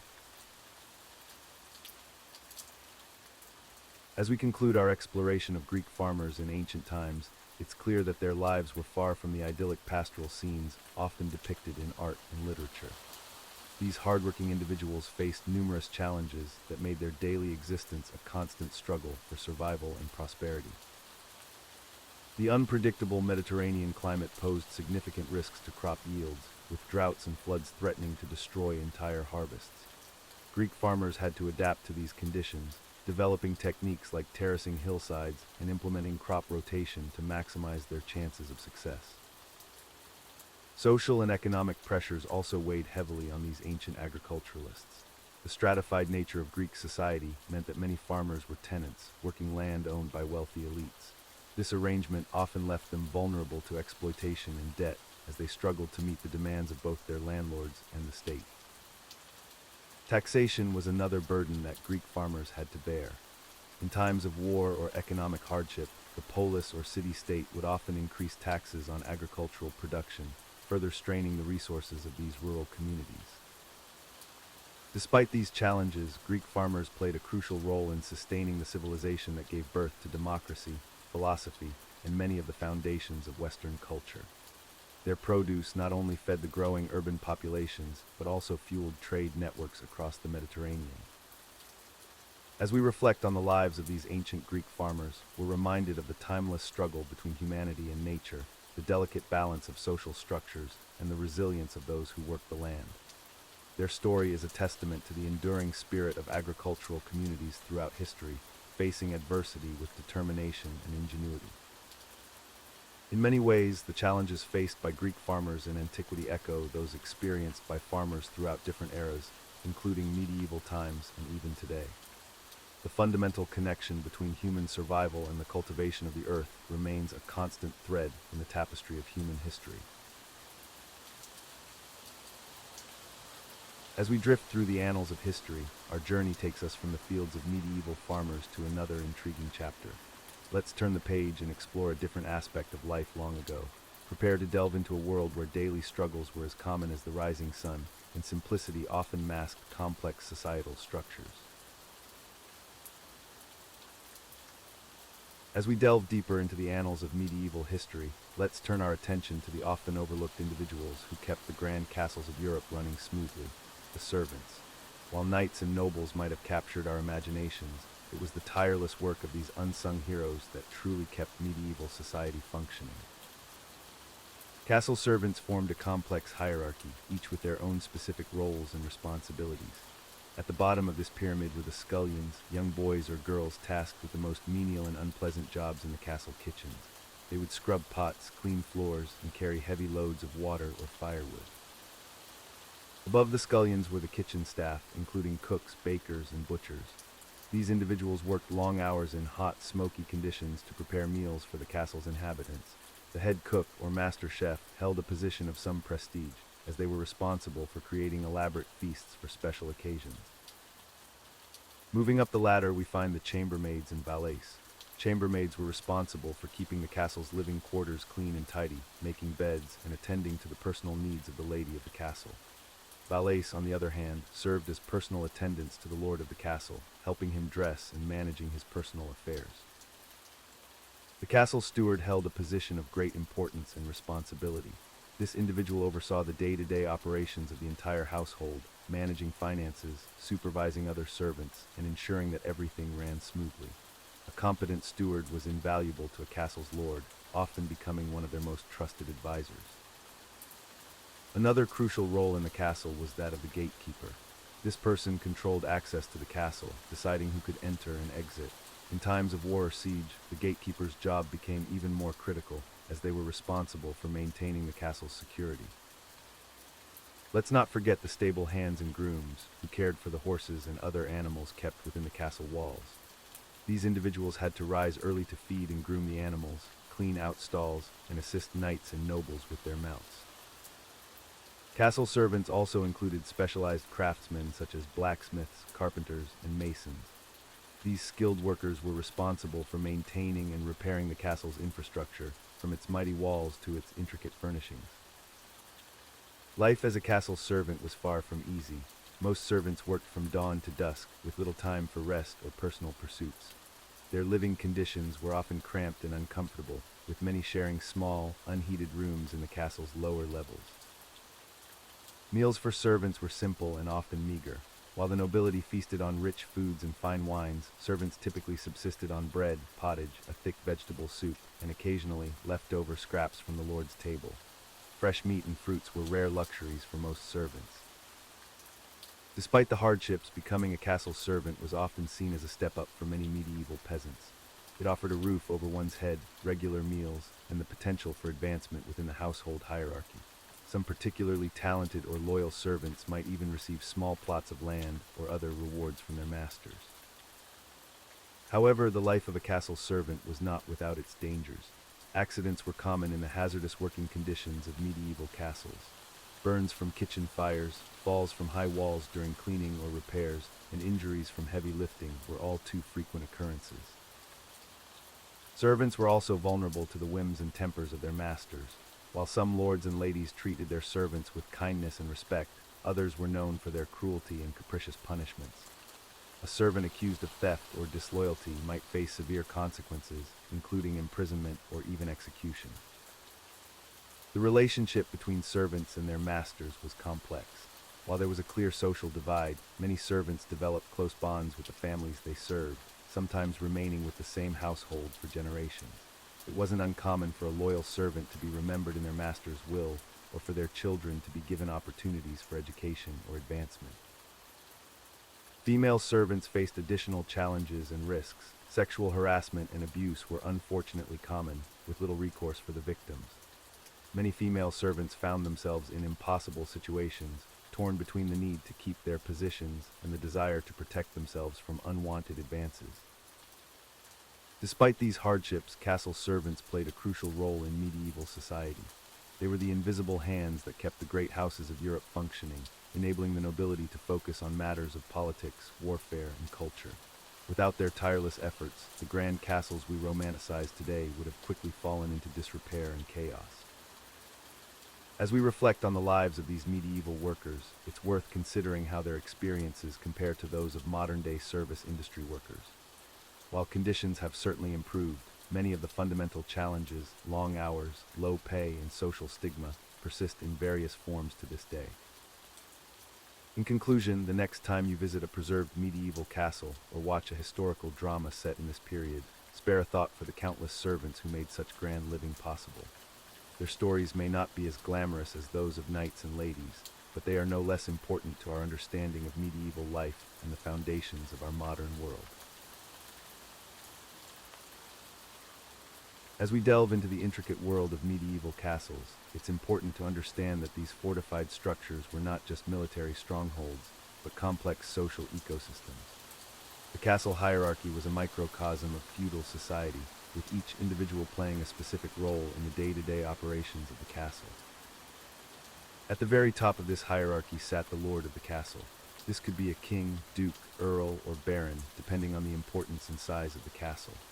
The lord was responsible for the overall management and defense of the castle, as well as maintaining relationships with other nobles and the crown. Directly beneath the lord was the constable, who acted as the castle's chief of staff. The constable oversaw the daily operations of the castle, managed the garrison, and ensured that the lord's orders were carried out efficiently.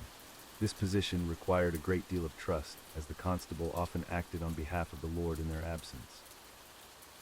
Next in line was the marshal, who was responsible for the military aspects of the castle. The marshal trained and organized the knights and men-at-arms, maintained the armory, and coordinated defensive strategies. In times of war, the marshal would often lead troops into battle alongside the lord. The chamberlain held a crucial role in managing the castle's finances and household affairs. They kept meticulous records of income and expenditures, oversaw the purchase of supplies, and managed the domestic staff. The chamberlain's duties were essential for keeping the castle running smoothly and ensuring that resources were used efficiently. Speaking of domestic staff, the castle steward was responsible for overseeing the kitchen, pantry, and cellars. They managed food supplies, planned meals, and ensured that the lord's table was always well stocked with the finest provisions available. The steward's role was particularly important during feasts and celebrations, where the quality of food and drink could greatly impact the lord's reputation. Another key figure in the castle hierarchy was the chaplain. This religious official not only conducted daily services in the castle chapel, but also acted as an advisor to the lord on spiritual matters. The chaplain was often one of the few literate individuals in the castle, making them valuable for record-keeping and correspondence as well. Moving down the hierarchy, we find the various craftsmen and artisans who kept the castle in good repair. These included blacksmiths, carpenters, masons, and other skilled workers. Their expertise was crucial for maintaining the castle's defenses, repairing weapons and armor, and constructing new buildings or fortifications as needed. The castle garrison, composed of knights, men-at-arms, and archers, formed the backbone of the castle's defense. These soldiers were responsible for guarding the walls, patrolling the surrounding lands, and defending the castle in times of siege. Training and maintaining readiness were constant activities within the castle walls. Servants and laborers occupied the lower rungs of the castle hierarchy. These individuals performed a wide range of tasks, from cleaning and cooking to tending the gardens and caring for livestock. While their work was often grueling and thankless, it was essential for the day-to-day functioning of the castle. One particularly unpleasant but necessary role was that of the gong farmer, responsible for cleaning out the castle's privies and cesspits. This malodorous task was usually reserved for the lowest-ranking servants or prisoners.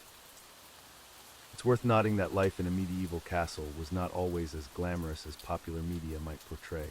Living conditions were often cramped and unsanitary, with poor ventilation and limited privacy. Even for the nobility, comfort was often sacrificed for the sake of security. The daily routine within a castle was highly regimented. The day typically began at dawn with the ringing of the chapel bell, signaling the start of morning prayers. After breaking their fast, the castle's inhabitants would go about their assigned duties, whether that meant training in the yard, working in the kitchens, or attending to administrative tasks. Meals were important social occasions, particularly for the nobility. The lord and their family would dine in the Great Hall, often accompanied by honored guests and high-ranking members of the household. These meals were opportunities for discussing politics, forging alliances, and showcasing the castle's wealth and hospitality. As night fell, the castle would begin to wind down its activities. The drawbridge would be raised, the gates secured, and guards posted for the night watch. The lord and their family would retire to their private chambers, while the rest of the castle's inhabitants found whatever space they could to rest before another day of service. This intricate hierarchy and the daily routines it encompassed were essential for the survival and prosperity of medieval castles. Each individual, from the highest-ranking noble to the lowliest servant, played a vital role in maintaining the delicate balance of power, security, and sustenance that allowed these formidable structures to endure for centuries. As we conclude our journey through the mundane yet fascinating aspects of medieval life, let's reflect on the servants who toiled within the stone walls of grand castles. These unsung heroes of history played crucial roles in maintaining the daily operations of these formidable fortresses. Castle servants, much like the farmers we discussed earlier, lived lives of constant labor and minimal recognition. From the lowly scullery maids to the more esteemed stewards, each had their place in the complex hierarchy of castle life. Their days began before dawn and often stretched late into the night, all in service of their lords and ladies. Consider the groom of the chamber, responsible for the lord's personal quarters and wardrobe. This position required utmost trust and discretion, as they were privy to the most intimate details of their master's life. Or ponder the life of a castle cook, tasked with preparing elaborate feasts for nobility while subsisting on far simpler fare themselves. The laundresses, often overlooked, had the back-breaking task of washing linens and clothing without the luxury of modern detergents or machines. They scrubbed and beat fabrics in cold streams or castle courtyards, regardless of the weather. As we drift off to sleep, let's appreciate the countless nameless individuals who kept these medieval strongholds running smoothly. Their stories, though rarely recorded in history books, are woven into the very fabric of the castles we admire today. Thank you for joining me on this soporific journey through the less glamorous side of medieval life. From farmers toiling in the fields to servants scurrying through castle corridors, we've explored the everyday struggles that shaped an era. As you close your eyes, may these tales of ordinary people from long ago lull you into a peaceful slumber, perhaps with a newfound appreciation for the comforts of modern life. Good night and sweet dreams of a time long past, where the extraordinary was often found in the most ordinary of lives.